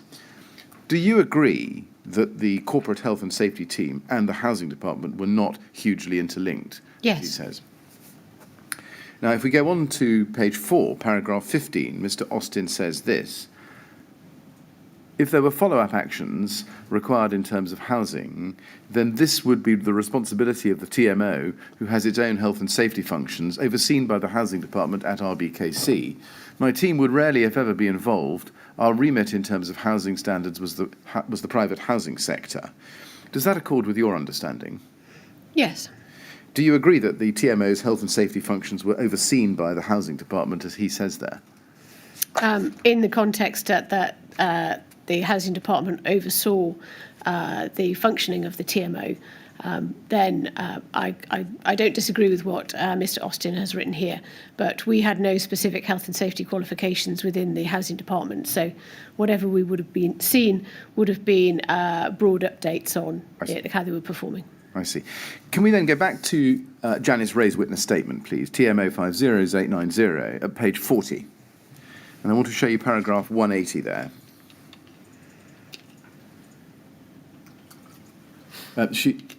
She says, I also produced an annual health and safety report and action plan, which outlined the current strategy for the TMO, its performance over the last year, and its initiatives for managing and improving safety. This plan was discussed with the Health and Safety Committee, the Executive Team, and the TMO Board before the full report, and an executive summary was presented to the RBKC Corporate Health and Safety Manager. The feedback we received from RBKC's advisor was then used to help identify any additional priorities for the upcoming year. Just help us, who was the RBKC Corporate Health and Safety Manager? To be honest with you, I don't remember. Right. It would have changed over time, and I don't remember the name. Which department would that person, or did that person sit in? To be honest with you, I cannot remember which team the Corporate Health and Safety Manager sit, but if I was to take a good guess, I would say it sat within the kind of corporate governance and kind of it sat there. So I think it may have sat under Tony Redpath's remit, but I can't remember. Right. I would hate to say that as the truth. Right. Did you have liaison with the RBKC Corporate Health and Safety Manager in respect of oversight of the TMO in its health and safety functions? No, I did not. No. Did that strike you at the time as a weakness in the governance arrangements? Well, because I didn't know it was taking place, it didn't strike me as a weakness, but now that I can see that this has taken place, then yes. Right. She also refers to the advisor, RBKC's advisor. Do you know who that was? No. Who was giving feedback then to her? Do you know? No. Did you yourself receive TMO's annual health and safety report? I would have received it as part of the, if it was a part of the board papers, then I would have seen it as a copy that was sent to board. Right. We've seen no evidence ourselves that you did ever receive any such report.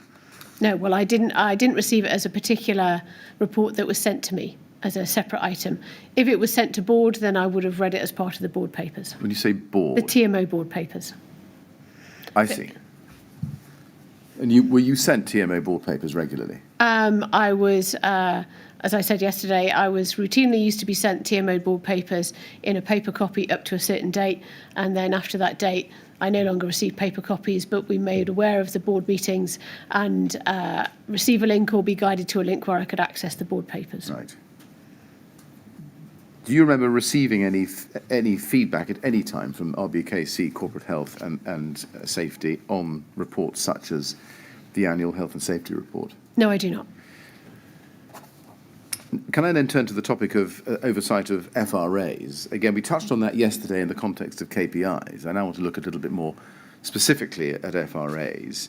If we stick with Janice Ray's witness statement, please, and go to page 35, back 5 pages, let's look together at paragraph 157 and what she says there.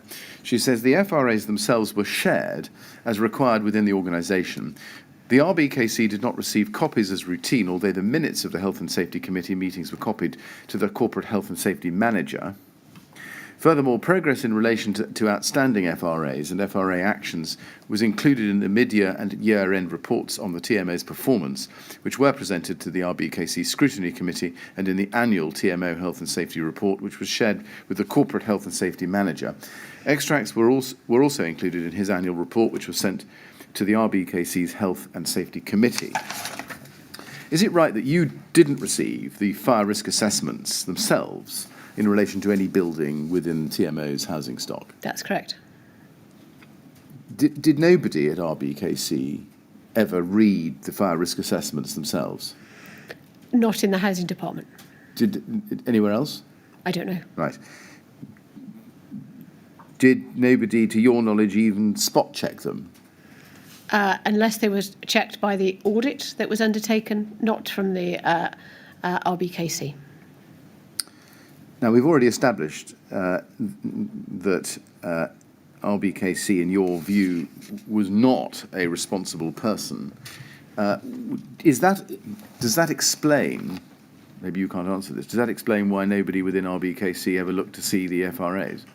I don't believe it does. I think it explains that we didn't view documents in that level of granular detail from the TMO, and it wouldn't be our expectation to receive very detailed fire risk assessments from them, and there wasn't anybody within the housing department who would have the qualifications in order to be able to analyse them and challenge the TMO appropriately about the content. Assuming, for the moment, that it is right, as we've seen from some of the documents, that Janice Ray was of the view, rightly or wrongly and as a matter of law, that RBKC was a responsible person, did she, to your knowledge, did she ever proffer any FRAs to you so that you could spot check these in order to assist you with your scrutiny function? I don't believe she did. Now, let's look at enforcement. Can we go back in time to 2009, just after you started at RBKC?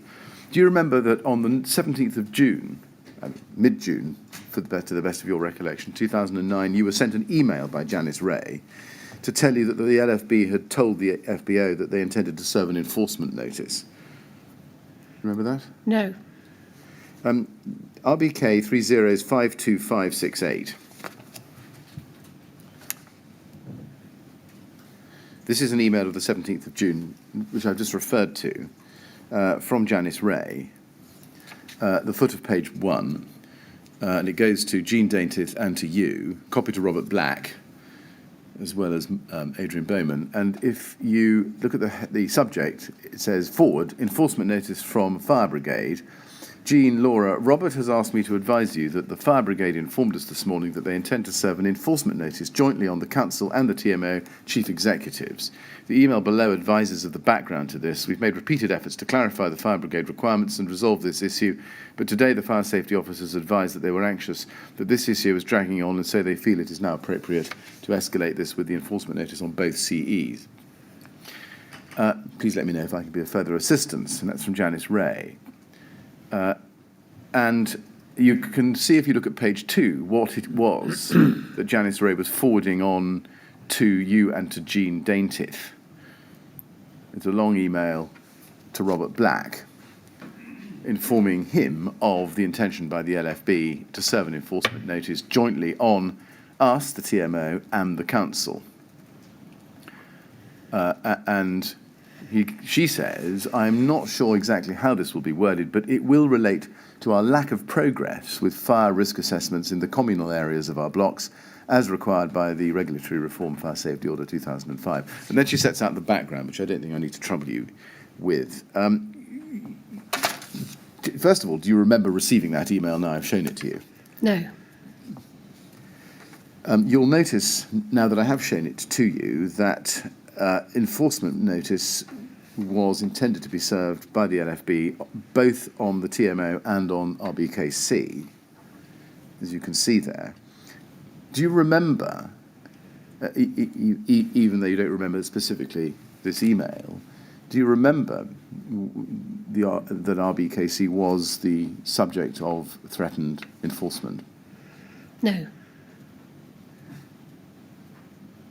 Didn't strike you as strange at the time, given the view you told us you had about RBKC not being the responsible person?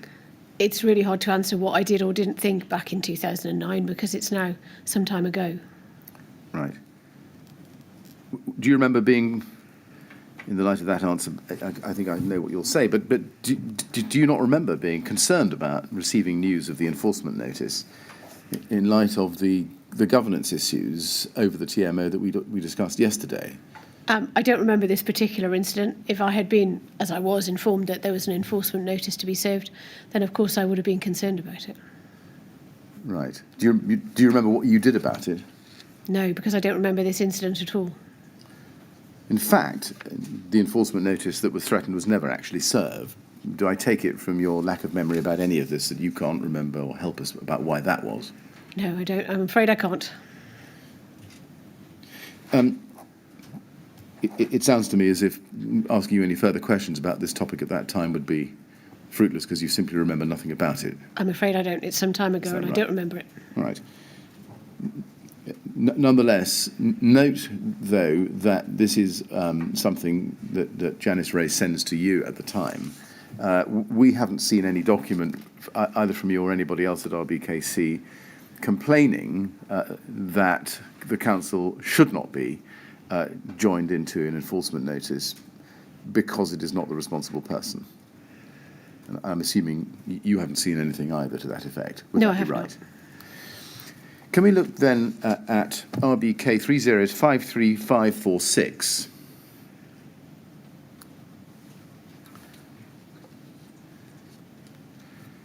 This is an email from Judith Blakeman to you and Robert Black with the subject line Tower Blocks, which was sent on the 4th of July 2009.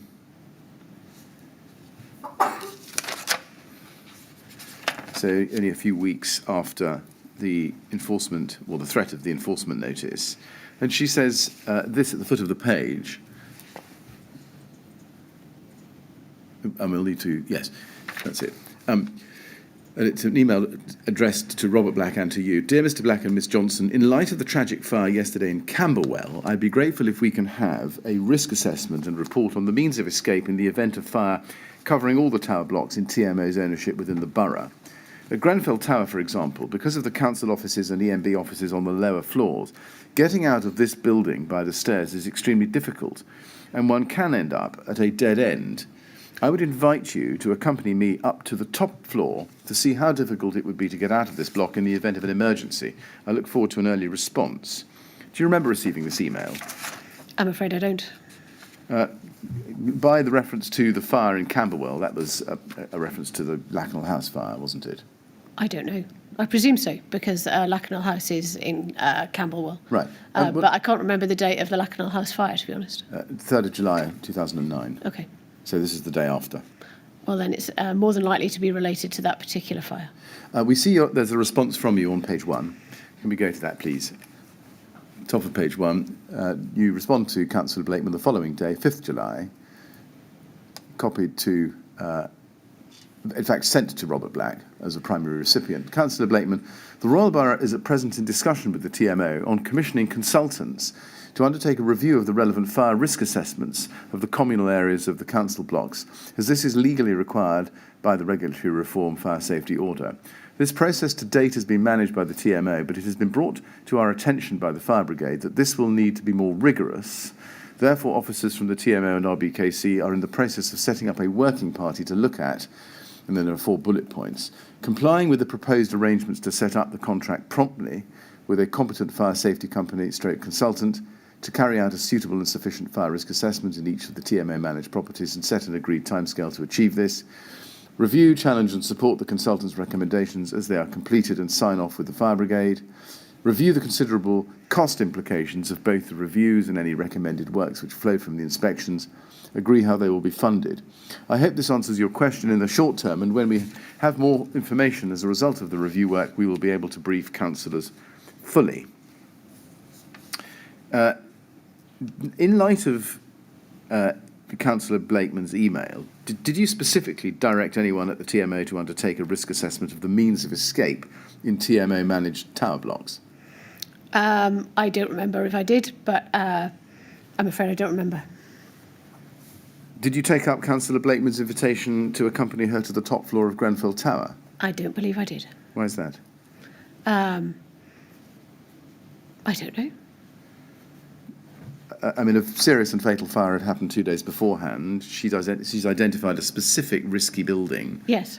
And even without the benefit of hindsight, why would you not have thought to yourself, well, here's a councillor with a building in her ward she's concerned about, I better have a look at it myself?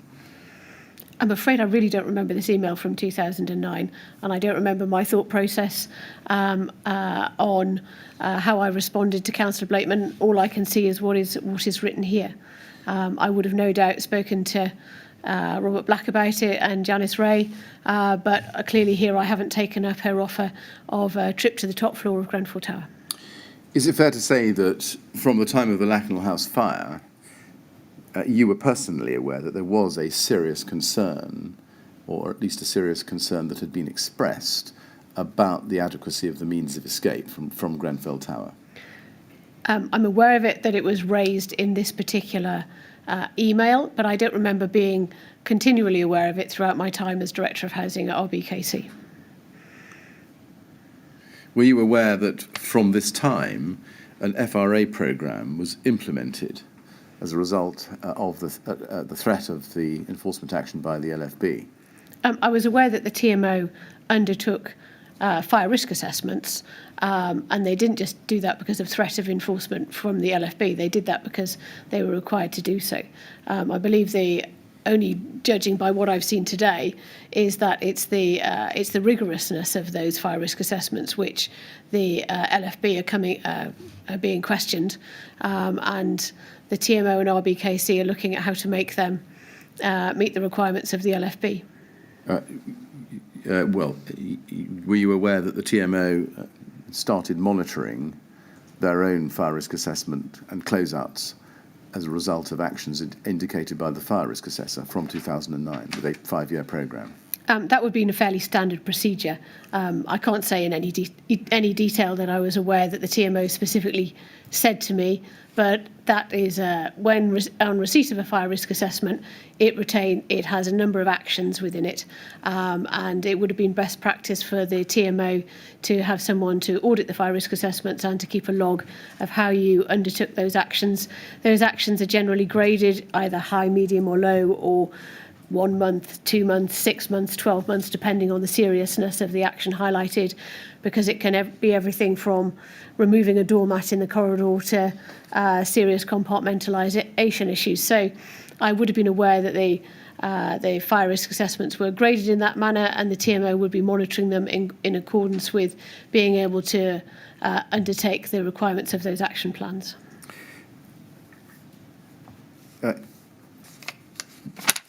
Can we go to RBK 30185531, please?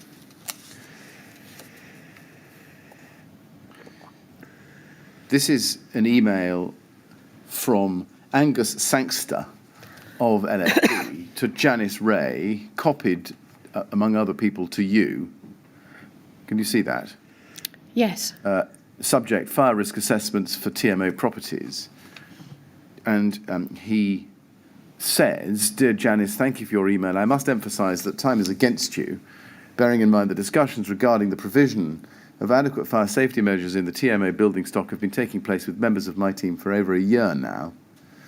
Can I suggest that we have a meeting with Mr. Robert Black and Jean Daintith sometime over the next week to discuss the type of undertaking that the LFB would accept? While I accept that you have started on this work, I'm still not happy that what has been supplied is sufficient to justify my team not undertaking enforcement action. Can I suggest Monday 13th of July at 10 a.m. or Friday 17th July a.m. or p.m.? And he's the team leader at Kensington and Chelsea. Now, you were copied in on this. Were you concerned by this email? I would have been, but I don't remember the email, to be honest with you, because it is now some 11 years since that email was sent. Do you remember doing anything in response? I don't remember. Can we go to LFB 401529, please?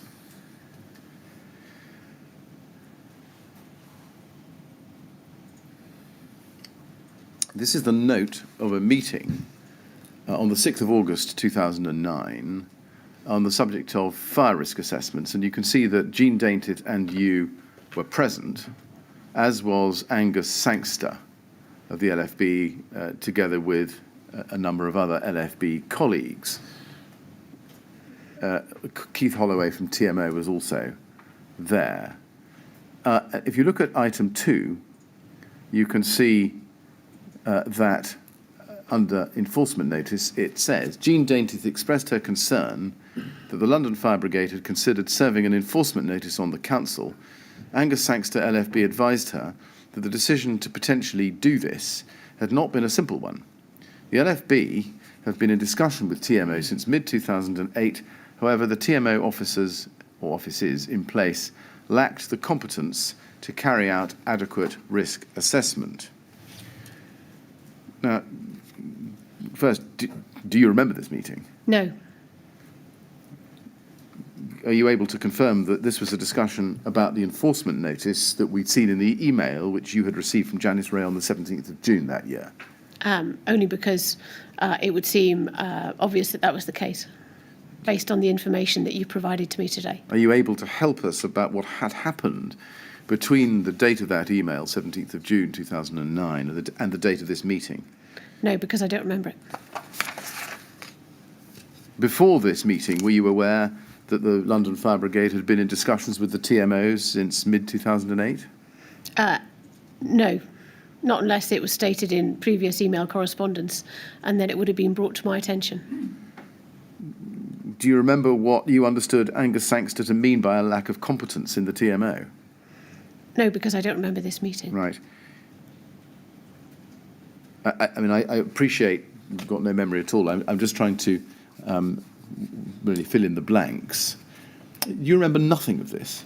I really don't. I've got absolutely, as I say, it's 11 years ago now, and I have never seen this documentation until today, although undoubtedly I did see it after the time, at the time, and I undoubtedly did attend the meeting, but really there is a complete blank for me drawn on attending this meeting and the conversation during this meeting. Yes. I mean, you'd been in post now some 7 months at RBKC. You tell us that you didn't think at the time that RBKC was the responsible person under the RRO. Mm-hmm. Does this not strike a chord with you, that having a memory of being shocked, surprised, or perhaps understanding it at the time, that there had been the service of an enforcement notice on RBKC in respect of incompetence of carrying out adequate risk assessments for TMO stock? Because I can't remember this meeting and I can't remember the train of events that relate to it, I really can't can't adequately answer your question, unfortunately. No, and I appreciate being asked about why your memory is no good on this, but my point is really, was it not a big enough deal for you to remember it? Clearly not. Otherwise I would remember it. But then there is a huge amount going on, as there is in my job at any one time, and matters relating to the TMO and fire risk assessments were a very small proportion of my job. So there are any number of items that I would be dealing with, in your words, which were a very big deal. And this would have been one of them. And unfortunately, I don't remember this one. But as I demonstrated yesterday, I remembered in a lot of detail about calc, but I didn't remember a lot of detail about this particular meeting. Let's just look at the bottom of page 1 over to the top of page 2. Bottom of page 1 is the start of a part of this note about risk categories. And if we go to the top of page 2, we can see that Angus Sangster asks Keith Holloway about how the TMO are going to base their risk categories of buildings. And then you, in the third line, say, well, you ask about the cost implications that could arise out of the risk audits. Angus Sangster replied that the RRO states that buildings which fall within its remit must come up to a required standard of fire safety. He stated that the LFB uses a sensible approach to work which is to be carried out. However, the LFB ultimately wants a safe building, in quotation marks, a point agreed by everyone present. Now, I appreciate that you say you don't remember this meeting at all. You can't, therefore, I think, quarrel with the accuracy of that record. I have no quarrel with it whatsoever. Do you have any recollection about what your particular concerns were about the cost of necessary actions identified in the FRAs? It would have just been about the ability of the HRA to meet the cost of the requirements of the LFB set out as a result of those audits, and then being able to budget for it appropriately.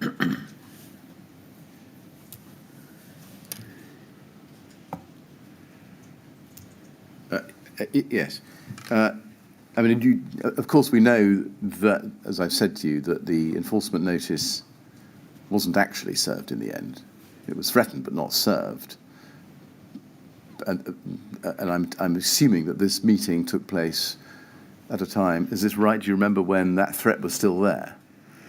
No, there had not been any service. I presume, and it is very much a presumption, that because of the series of documentation that you've shown me today, that this meeting helped to avert the serving of the enforcement notice, and reading down the document here, that the commitment made by Keith Holloway, who was a consultant who was brought in by the TMO to help meet the deficiencies in management at that time. He was a consultant of considerable number of years of experience, and he appears to say under 5 explained that fire risk assessments would be carried out by consultants and that surveys had gone out to tender. So I presume that Keith making that statement to Angus that there would be a fire risk assessment consultant undertaking that work, that then satisfied the requirements of the LFB. But that's presumption on your part. Entirely presumption. Reconstructing what happened and not a recollection. That's correct.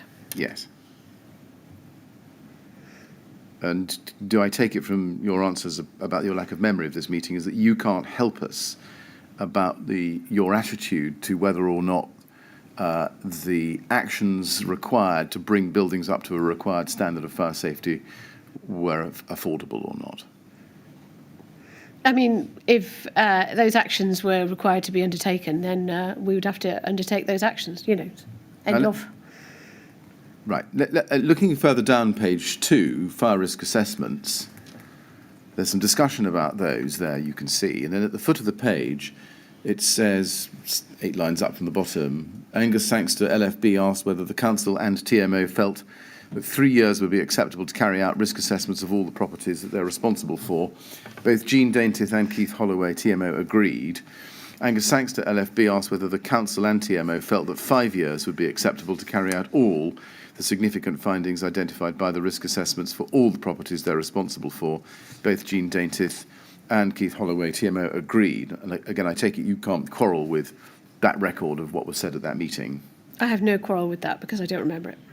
You don't have any thoughts at the time that you can recall about whether you thought that timescale was achievable? No, I'm afraid I don't.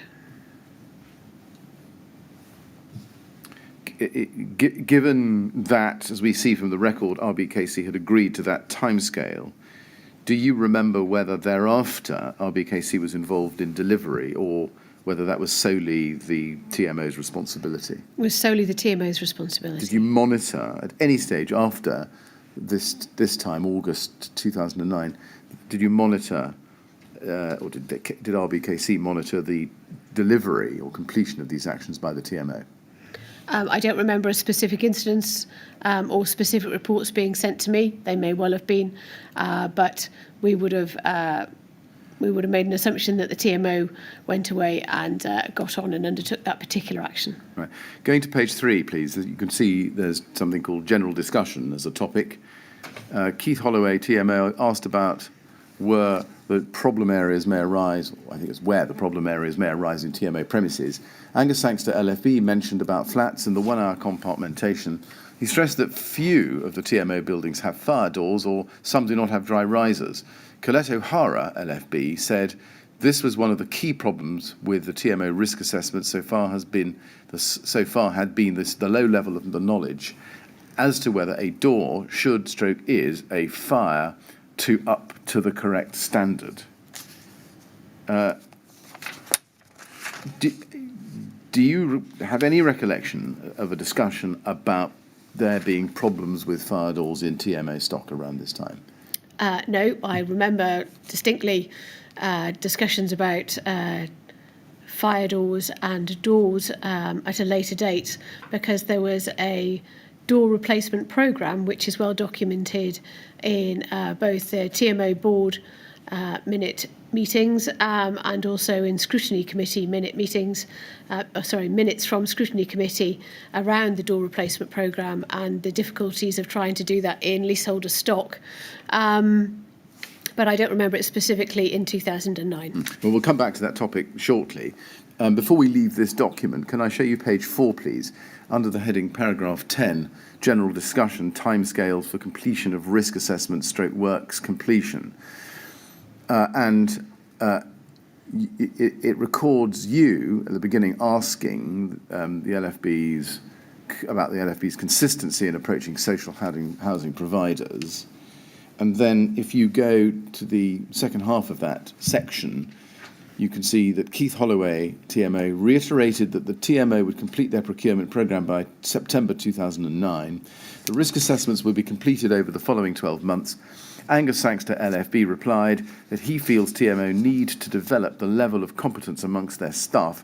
He also suggested a member of staff from the council / TMO could be seconded into the LFB in order to gain experience of fire safety matters.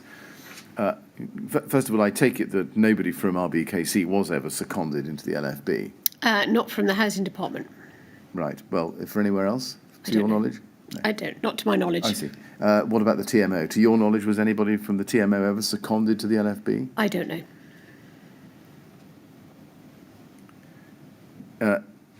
When Mr.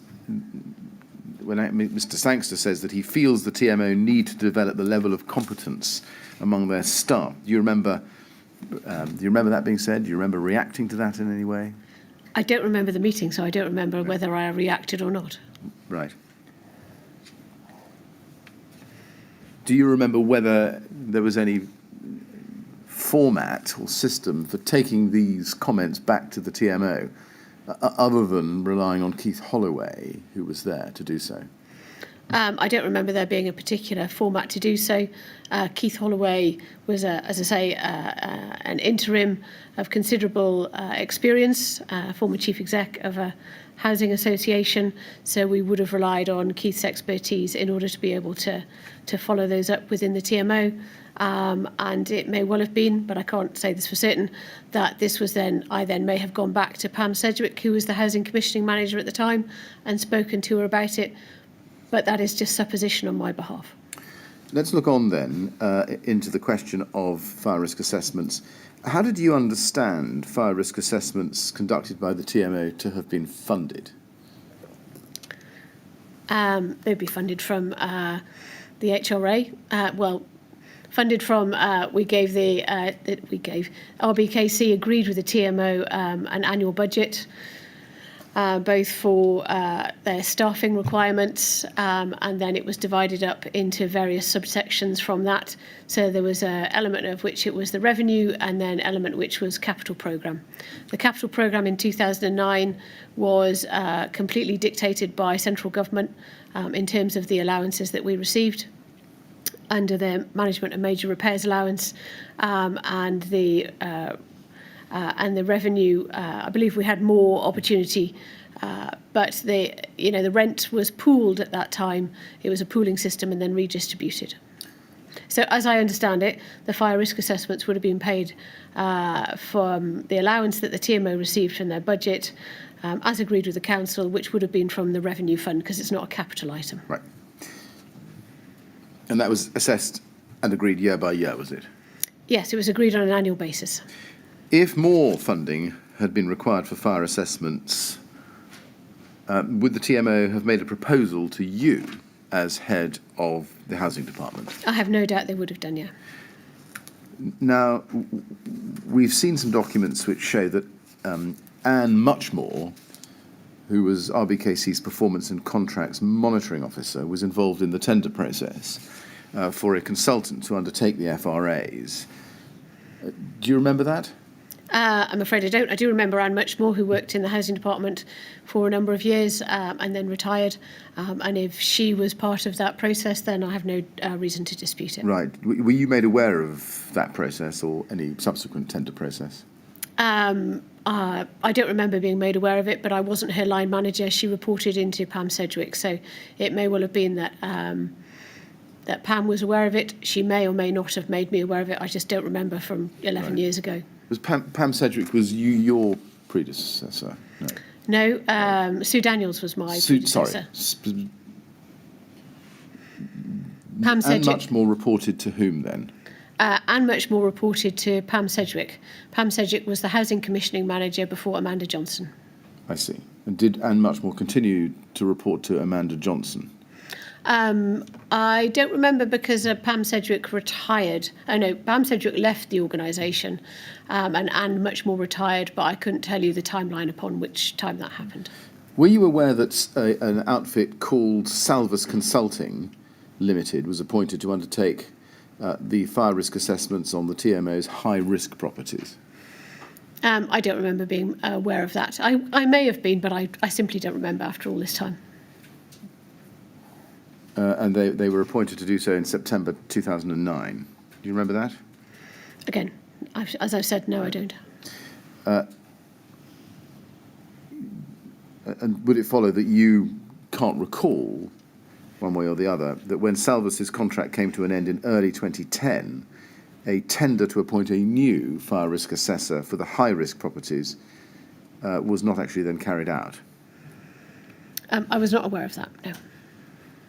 Did you know that Carl Stokes, who had been appointed for low and medium risk properties within the TMO's stock, was asked to take over those properties?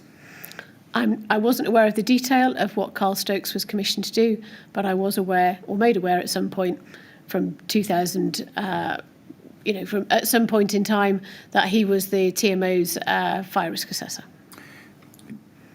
Did you take any steps at any time to satisfy yourself that Carl Stokes had been through a formal tender process? No, I did not.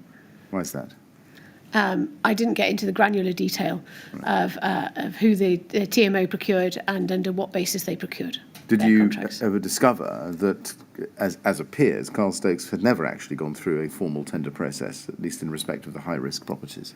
I did not know that until you've told me that today. Now, can we go to TMO 00873 653, please? This is a health and safety report.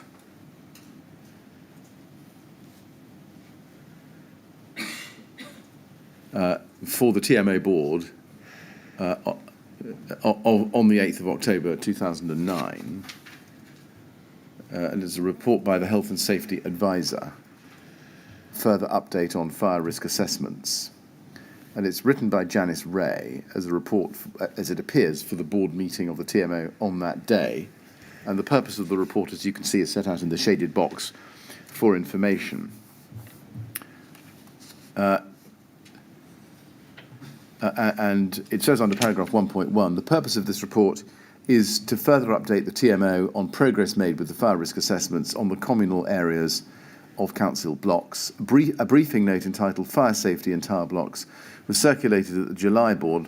A report for information was presented to the September board, and an update was provided to the September Operations Committee. The TMO board is asked to note the further progress made in the area of fire risk assessments. And then if we go down, please, to page 3, you can see under section 5, ongoing liaison with the fire brigade. And under paragraph 5.2, it says, monthly monitoring meetings have been scheduled between the TMO, the council, and the consultant. The fire brigade are keen to monitor ongoing progress with the assessments and with any remedial works which are required in order for buildings to comply with the fire safety legislation. Therefore, we have given a commitment to invite fire safety officers to meet with us on an ongoing 4-monthly basis. Do you know why it was decided that the council should be involved in those monitoring meetings? No, I'm afraid I don't. Do you have? Can you help us as to how it came about that RBKC agreed to take part in the monthly monitoring? No, I'm afraid I can't. If RBKC agreed, then it would have been handled through Pam Sedgwick and her team. Right, but so not your team at all? No, Pam Sedgwick reported to me. Yes. And so, yes, she was in my team. Yes. But I have no recollection of the council or a member of the housing department agreeing to go to those scheduled meetings. It's just, unfortunately, the passage of time means that I don't remember something from that long ago. Right. On the face of this document, can we take it then that the council was actively engaged in ensuring that the fire risk assessment programme was achieved by the TMO in respect of its stock? Yes, we can. I would agree with you there. Yes. And that executives of the council, if I can put it that way, attended meetings with the TMO and the LFB until the end of that high-risk programme in July 2014. From your recollection, can you confirm that? I can't recall executives attending meetings with the LFB. But if you mean by executives myself, I don't remember attending meetings with the LFB. What about those you supervised? They may well have done, but but they undertook their work, and I didn't necessarily know the detail of everything that they did. Right. Just taking half a step back, do I take it from that nobody who went to these monitoring meetings reported to you about what was happening? No, I don't believe they did. Do I take it from what you've said that, in fact, you weren't really aware that members of your team for whom you were responsible were attending these monitoring sessions? If they were attending, I don't remember being updated that they were attending. They could have told me in 2011 and 12, but my memory is not good enough to do that. But I don't know the detail of all of the meetings that all of my staff in my teams attended. I managed 120 staff, of which various grades and various seniorities, and attended various meetings. And by the nature of my job, it was as a generalist. And I met with my managers to go through what they did, how they managed their staff, and they updated me on what they did. And significant projects, but that doesn't necessarily mean that I was updated on the specifics of what meetings that specific officers in each teams were attending. No, I understand that. But do I take it from what you've just said that really the topic of the progress of monitoring or co-monitoring by RBKC in TMO's FRA programme didn't make it that as far up the chain as you? That's correct. It wasn't. I would hate to say that it wasn't a priority because, of course, fire risk assessments and health and safety is a priority, and we're all responsible for health and safety. It's not just delineated to one person. We all have responsibilities where that's concerned. But it wasn't raised to me, as far as I recollect, on a regular basis. I mean, if you, as you say, all have responsibility for health and safety, would you accept that that question should have been reported to you, even if in outline terms? When I say that question, the question of, and I'm saying that sort of, it may have come up in discussion between myself and Pam Sedgwick over the period of 2009, 10, 11. I don't have any recollection of it. In particular, with regard to fire risk assessments, I just don't think I can add any great illumination on this subject. Well, let's then look briefly at the next document, TMO 00873670, please. TMO 00873670. This is the minute of a joint LFB, RBKC Council and TMO meeting on the 20th of April 2010. And you can see who is present. Janice Ray from the TMO and and much more from RBKC. And if you go to page 2, please, you can see at the bottom of page 2 that there's a heading, Review, and it says, TMO are looking into employing a full-time member of staff to deal with the continuous works and review of the FRAs. They are also looking into further staff training to be able to carry out in-house reviews of the assessments. Now, you weren't at this meeting, but were you aware that this was being considered? This is a meeting from 2010 attended by Anne Muchmore, and again, I may have become aware of it over the course of my conversations with my team in very general terms, but it doesn't, in terms of my memory of this at a particular time, ring any particular bells. So you can't help us with whether or not that proposal was ever implemented? No, I'm afraid I can't. Let's then look at the Salvus management report then. For the 22nd of September 2009. This is at SAL 6013. SAL 6013.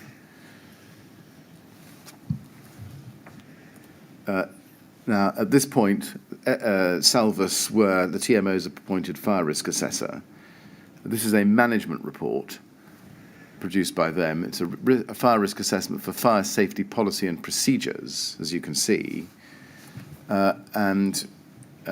It's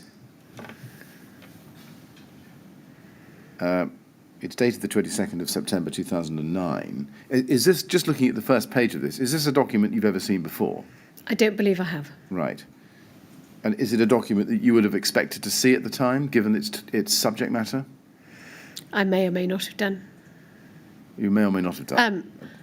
It's a document that is I wouldn't necessarily have expected to be sent on to myself. Right.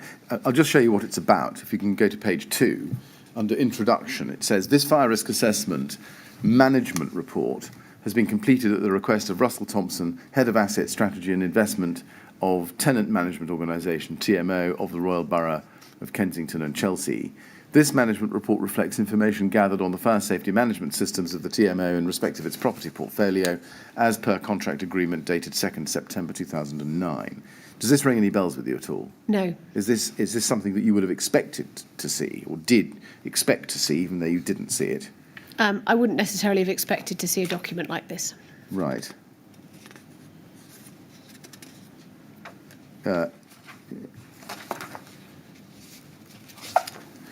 Did anybody report to you the fact that Salvus, or and the name perhaps is irrelevant, a consultant had produced a fire safety management report into the TMO's systems? I don't remember them doing that. That's not to say that they didn't, I just don't remember. Did anybody tell you that an independent consultant had found that there was no overall TMO fire safety policy statement? They may have done, but I don't remember. And that was a high-risk fact? Again. You don't? Nobody told you that there was no senior managerial audit of fire safety arrangements adopted by the TMO? They may have done, but I don't remember. Right. And nobody told you that the inspections don't currently include any formal checks on fire doors or fire exit, storage, security? They may have done, but I don't remember. And presumably, I'm taking it that nobody ever brought the fact that there was an action plan identified by this consultancy to your attention? Again, as per.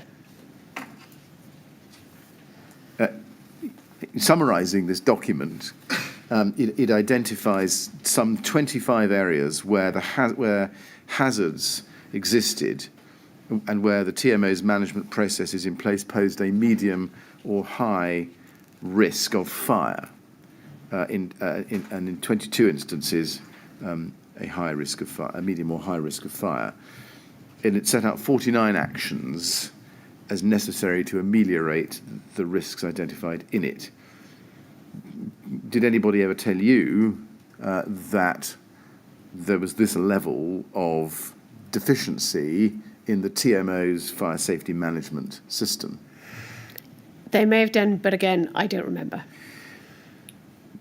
would you have expected this document or even a summary of its findings, as I've just summarised to you, be fed into one at least of your teams? Yes. Which one? It would have been fed into the housing commissioning team as managed at that time by Pam Sedgwick. So, and much. Yes. And much more. Yes. Right, I see. But would not have made it high enough up the hierarchy to you. It would depend on what Pam Sedgwick considered appropriate to put before me. Right. But so far as we can tell from your evidence, you simply have no recollection of whether she put anything before you. I have no recollection of seeing this report.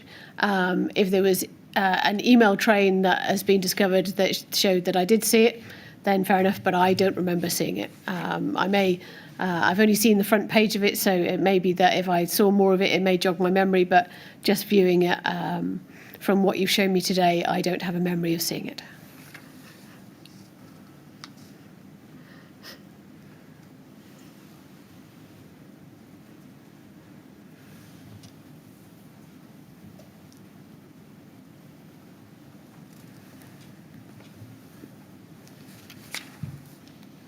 Right. So you can't help us answer the question whether RBKC ever supervised or exercised any scrutiny over whether and to what extent the TMO actually did anything as required by this report? Not unless it was raised, not unless it was the subject of regular conversations as part of the arrangements, the regular meetings that undertook between the Housing Commissioning team and the TMO, and or whether it's documented in the regular reports that came to Scrutiny Committee, or if it was documented as part of any minutes that were undertaken, but as part of the audit process that was undertaken by that the TMO commissioned and RBKC undertook on the health and safety arrangements by the TMO.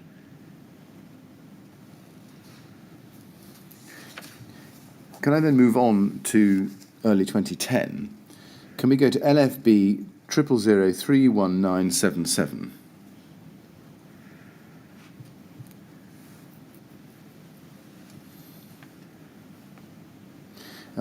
And if we go in that, please, to page 30,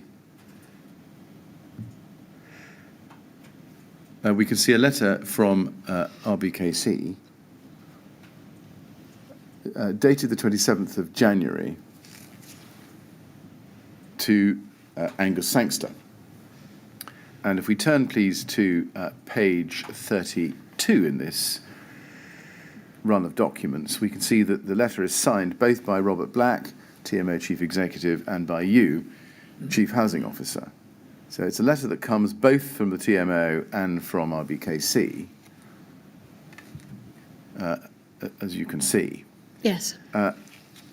And the title is Compliance with the Regulatory Reform Fire Safety Order 2005. And it says at the beginning, further to our recent meeting at your offices with Pam Sedgwick, RBKC's housing client-side manager, and Janice Ray, the TMO's health and safety advisor, we write to confirm our commitment to complying with this legislation and to set out our approach to achieving compliance. I show you that. There's more to come, but do you remember signing this letter? No, I'm afraid I don't. It's 11 years since I signed that letter. And it looks like it was drafted by Janice Ray for signature by myself and Robert Black in order to respond to the LFB around issues that they had raised and to provide them with comfort that the TMO were addressing the matters raised. Why do you say that it looks like it was drafted by Janice Ray? Because at the top of the letter there it says, please ask for Janice Ray.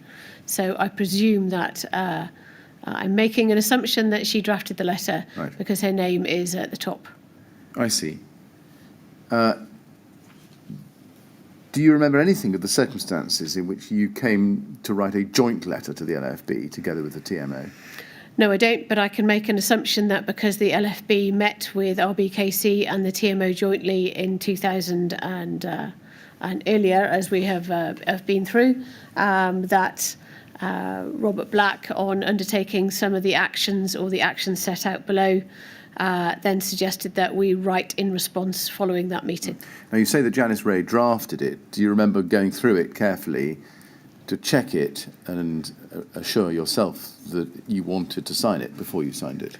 I would have gone through the letter and read it and properly and signed it. When you say you would have, is that because it was your habit? Yes. to do I'm so? not in the habit of just signing off letters No. without having read it first.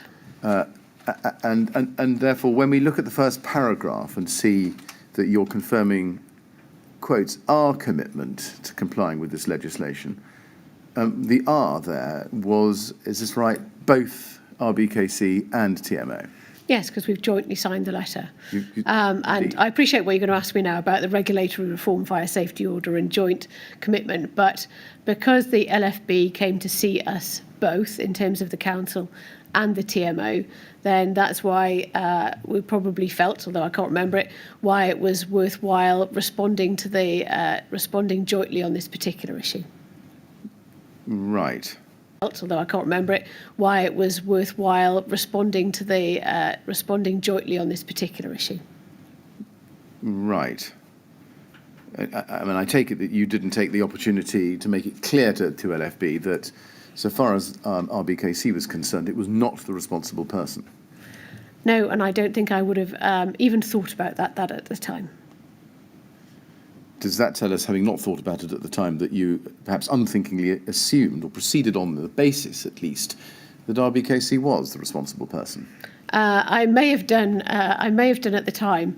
I'm clear that during my time at RBKC, and I can't remember at which point in time, that I thought that I was clear that RBKC was not the responsible person. But I can't guarantee that in January 2007 that I had that thought process, nor that thought process influenced the drafting of that letter, or that there was a particular discussion at that time about the references to joint or singular responsibility under the RRO. You said January 2007, in fact. You meant 2010. I did, yes. Sorry, apologies. Now, if we go to the bullet points on the first page there, we can see that you say that,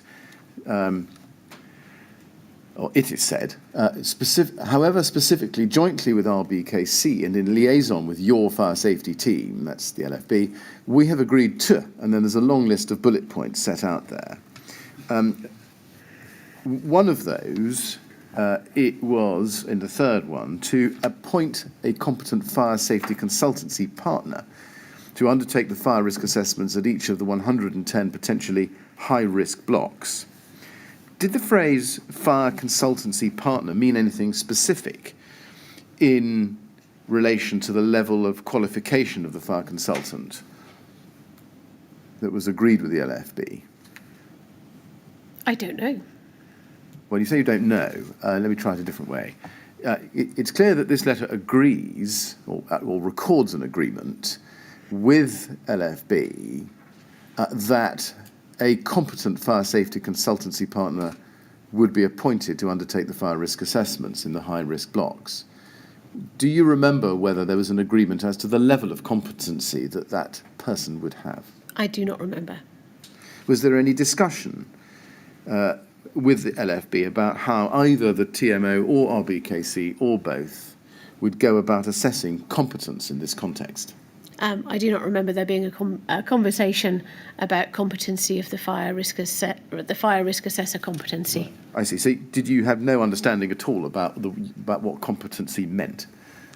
Well, I generally understand what the term competency meant, but in terms of undertaking fire risk assessments, I would not have had a view about what qualifications a qualified or competent fire risk assessment consultant would have had. If we go to page 31 on page 2 of the letter, you can see that the first bullet point on the top of the page reads as follows: evaluate the performance of the fire consultant and, resource permitting, adopt the same approach to completing the FRAs of the medium and also the low-risk properties. Aim to undertake the programme of medium-risk FRAs at the conclusion of the high-risk programme. Aim to commence the low-risk programme immediately on completion of the medium-risk project. Can you help us with what was discussed in terms of evaluating the performance of the fire consultant? No, I'm afraid I can't. Do you know how the either the TMO or RBKC or both jointly were going to perform that evaluation? I can say, no, I can't, but it would probably be my expectation that it would be the TMO who would undertake the evaluation of the performance of the fire risk assessment consultant. And how would they do that? Do you know? Did you know?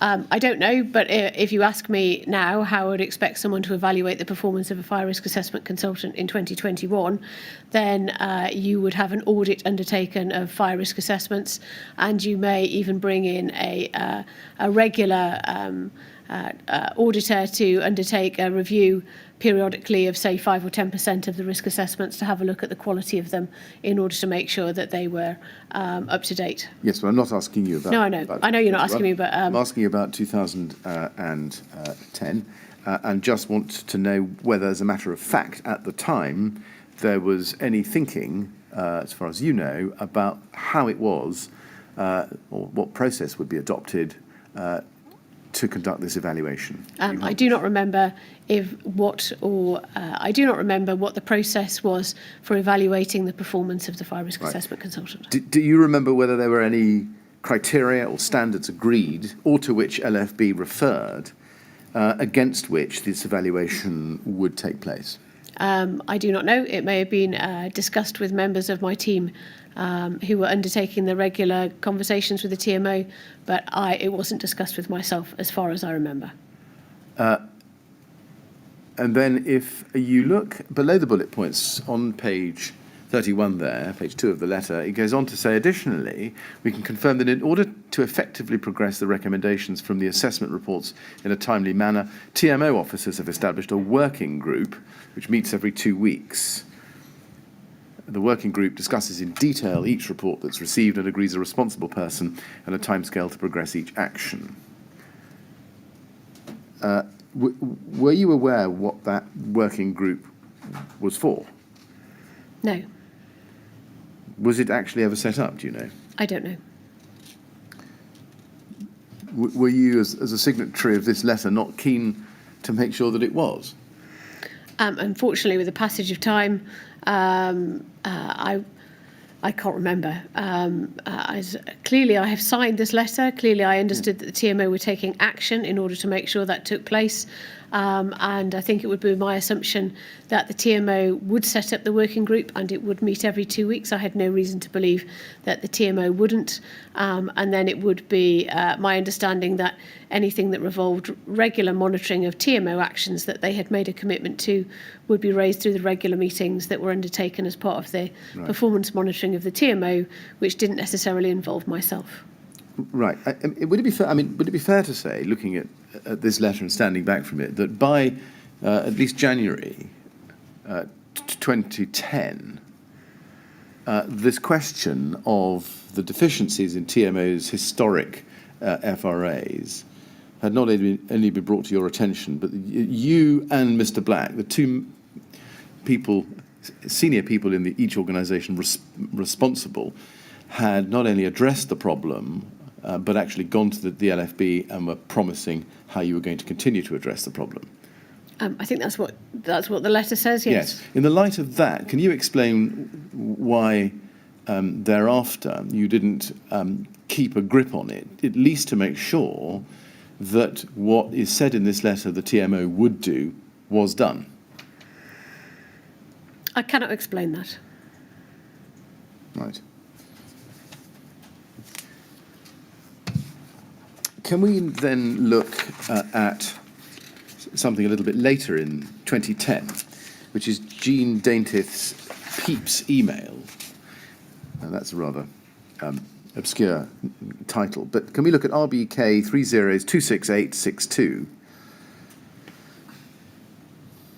This is an email of the 28th of September 2010, which you produced as your exhibit LJ27, and it begins with an email from Jean Daintith. If you look down, please, to page 2, with her sending Robert Black and Brian Deans at LFB an article on fire safety research.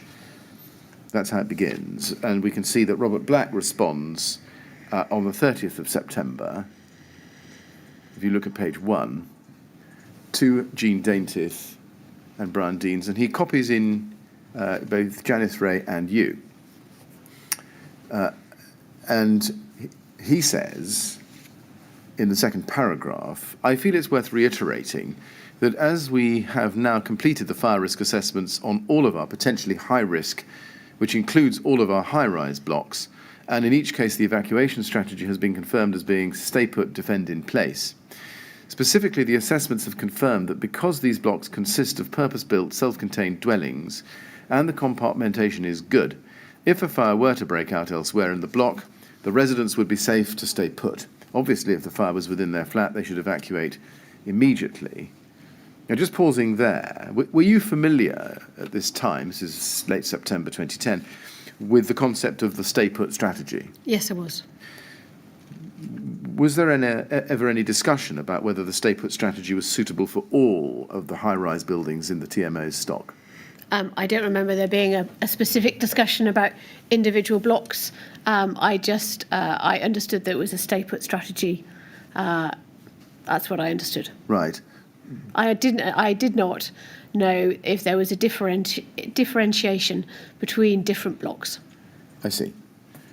Do you remember ever having any discussion about what arrangements should be made for full or partial evacuation of any particular block or any particular group of blocks in the event that the stay put strategy was abandoned? No. Going on with the email, he says in the next paragraph, however, with regard to emergency procedures for disabled residents, we are aiming to produce personal emergency evacuation plans, PEEPs. Specifically, as and when people's disabilities are brought to our attention, there is a need to produce a PEEP to clearly identify what their emergency procedures would be and, if necessary, to fit devices to help give them early warning of fire. In truth, to date, we have only done this in a small number of cases, most notably where residents had no hearing and impaired speech and/or were blind, and we liaised with the LFB to fit the most appropriate detector. However, the fire risk assessments have clearly identified the need for us to extend this work in relation to residents known by us to have disabilities. I'll just continue over the page.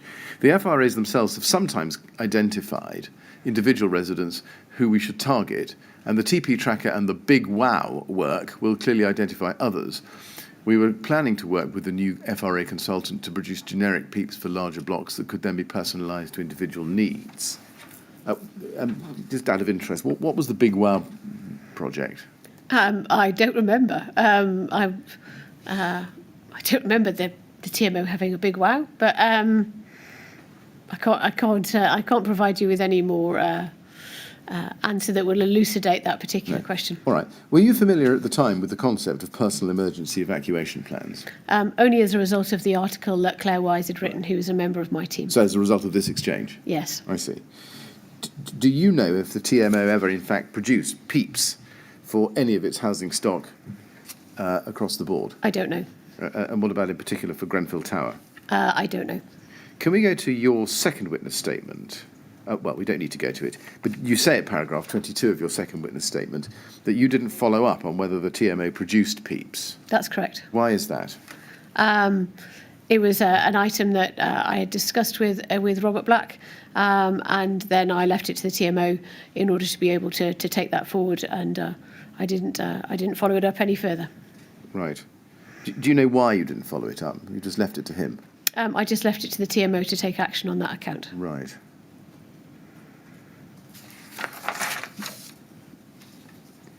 Are you aware of the fact that the TMO produced no PEEPs in respect of Grenfell Tower at all? I am now, but I wasn't in 2010. You agree that it's a failure of RBKC's oversight that PEEPs were not produced by the TMO, specifically for Grenfell Tower? Well, PEEPs, as I understand it, were not a statutory requirement. Well, never mind that. Do you agree that it was a failure of RBKC's oversight, given Robert Black's statements in this email, that PEEPs were not produced by the TMO? I would agree that I should have taken action in order to follow up that with Robert Black to inquire further as to whether PEEPs were actually being produced, but I didn't. Can I then ask you to look at RBK 401176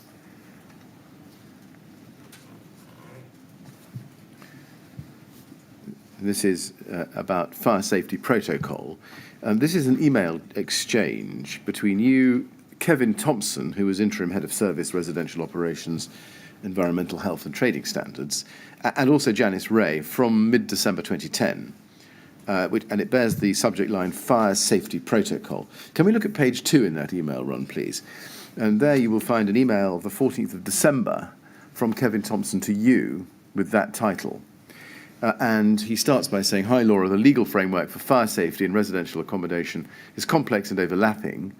The Housing Act 2004 gives duties and powers to RBKC as local housing authority, and the Fire Safety Regulatory Reform Order 2005 gives duties and powers to the fire authority. These can apply at the same time in the same premises. There is therefore scope for, at best, duplication and at worst, conflict." And then he goes on, 4 paragraphs down, to say, "Fire safety enforcement in Council Lane Stock is the responsibility of the Fire and Rescue Authority under the Fire Safety Regulatory Reform Order 2005. This requires the relevant person, in this case the TMO, to undertake fire risk assessments and take all reasonable steps to ensure fire safety in all their premises, including the large purpose-built blocks. The Fire Safety Protocol contains obligations for RBKC, which need amending to be fit for purpose. I suggest the following amended wording. What will RBKC do?" And he goes on to say, "Kensington and Chelsea TMO will undertake the monitoring and inspection of premises they manage to ensure adequate fire safety in compliance with their duty under the Regulatory Reform Fire Safety Order 2005, Section 4, Bullet Point 2. Next bullet point, RBKC cannot enforce in premises it owns, but where deficiencies are identified, it will seek to ensure that the Kensington and Chelsea TMO comply with their contractual obligations and legal responsibilities under the Regulatory Reform Fire Safety Order 2005 to ensure adequate fire safety." And then he goes on to note, he says, "The first bullet point merely reflects the requirements of the law applicable to the TMO, so brings nothing new. However, the second bullet point puts a clear onus on the council. This is surely something we want to do anyway, but could I please have your comments, please? The bulk of the protocol is good news for the private sector, and I'm keen to have us sign up to it, but I am conscious of this obligation in relation to the TMO stock." Now, I've read that at length to you, so that you can understand what it is you're responding to when you do. If we go to page 1, we see your response. It's the next day, 15th December 2010, to Janice Ray and Robert Black. In fact, it's not a response, it's a forward. "Janice and Robert, please find attached and below from Kevin in EH about fire safety and agreed protocols. He suggested a form of wording with regard to duties and responsibilities for both RBKC and the TMO. I don't have any objection, but before agreeing, I would really appreciate your thoughts." And then at the top of the page, Janice Ray comes back to you the following day, 16th of December 2010, and says, "Laura, have had a look at the protocol and it seems fine. However, I'd like to run it past our fire risk assessor. In case I've missed something, I'll ask him to come back to me ASAP with any comments." Now, just looking at what was said about RBKC's obligations or proposed obligations, did you understand from this exchange that the form of words that was being proposed was that was an obligation on RBKC to ensure that the TMO complied with its contractual and legal obligations? Could we go down? Yes, of course. Down, please, to page 2, bottom of page 2.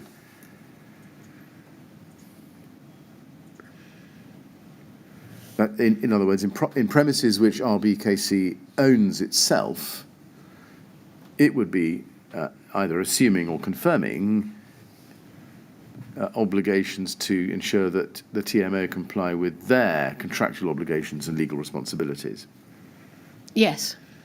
Do you know what had prompted that suggested insertion or into or change to the protocol at that point, December 2010? No, I don't. Can we look at LFB 3032248? This is the actual protocol agreed between the LFEPA and RBKC, as you can see there, and that's the first page of it. If you go to the second page, page 2, you can see that it's dated the 1st of October 2011 and reviewed, or to be reviewed, on the 1st of October 2012.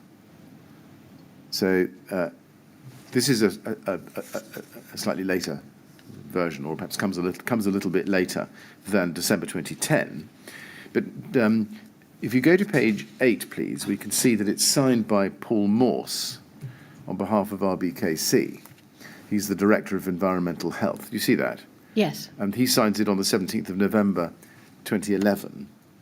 Steve Turek, the Assistant Commissioner for the EPA, signs it on the 20th of February 2012. Do you remember seeing this document at the time? No, Have you ever seen it before? I don't believe I have. Even though it was it appears to have been sent to you in December 2010. If it was sent to me, I would have read it. I don't recollect seeing it. Right. Now, this is, to be fair to you, a final signed version. You don't recall seeing an earlier draft? No, I don't. Right. Well, let's see how we go with it. Can we go to page 4, please?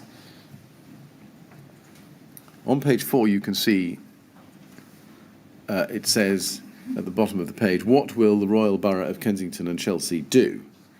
And there are some bullet points. RBKC will undertake, in line with their statutory requirements, the monitoring and inspection of premises identified in section 3 of this protocol. RBKC will undertake the monitoring and inspection of their own premises to ensure adequate fire safety standards. RBKC will enforce fire safety standards in accordance with the provisions of the Housing Act 2004 and the HHSRS, having regard to relevant documents published by the government, including fire safety risk assessment, sleeping accommodation, turn the page, statutory operating guidance on the HHSRS, and in accordance with any guidance jointly agreed with LFEPA. Next bullet point, RBKC will, when taking enforcement action under the Housing Act 2004, have regard to the fire safety order. As RBKC cannot enforce in its own premises, it will ensure that when deficiencies are identified, it takes appropriate action in a timely manner to ensure acceptable fire safety standards are maintained and achieved in these premises. And then last bullet point is about a suitable means of complying with fire safety requirements. And it will also ensure guidance accompanies all statutory notices informing owners, landlords of the need to undertake their own fire risk assessment, ensure that in any relevant notice the schedule of work is drafted in such a way as to offer the owner, landlord the opportunity to bring forward alternative means of complying in accordance with their own fire risk assessment. Where such alternatives are brought forward by the owner or landlord, RBKC will consult with LFEPA. Now, there's no reference in there to the TMO. Do you know why Kevin Thompson suggested amendments that we saw in the email to you in December 2010 don't appear to have been carried into the final draft? No, I'm afraid you'd have to ask Kevin Thompson. Well, okay. And did the protocol as signed as I'm showing it to you reflect your understanding at the time, this is 2010, 2011, of RBKC's responsibilities to ensure monitoring and inspection of their own premises? I have no reason to dispute what's in this document. Right. Do you know how RBKC went about, as it says in the second bullet point on page 2, in the indent, ensuring that when deficiencies are identified, that's RBKC, takes appropriate action in a timely manner to ensure acceptable fire safety standards are maintained and achieved in those premises? If in the case of the TMO, then it would have been requesting the TMO undertake the works required to remedy the deficiency notices. And do you accept that under this protocol, as agreed by RBKC, RBKC was agreeing with the LFEPA that it itself was obliged to ensure that appropriate action was taken? Hmm. Yes. Mr. Chairman, is that a convenient moment? Yes, I think it is. Thank you very much. I think we'll have a break now, Ms. Johnson, so we can all get some lunch. We'll resume at 2 o'clock, please. And again, please don't talk to anyone about your evidence or anything relating to it over the break. Right? Thank you very much.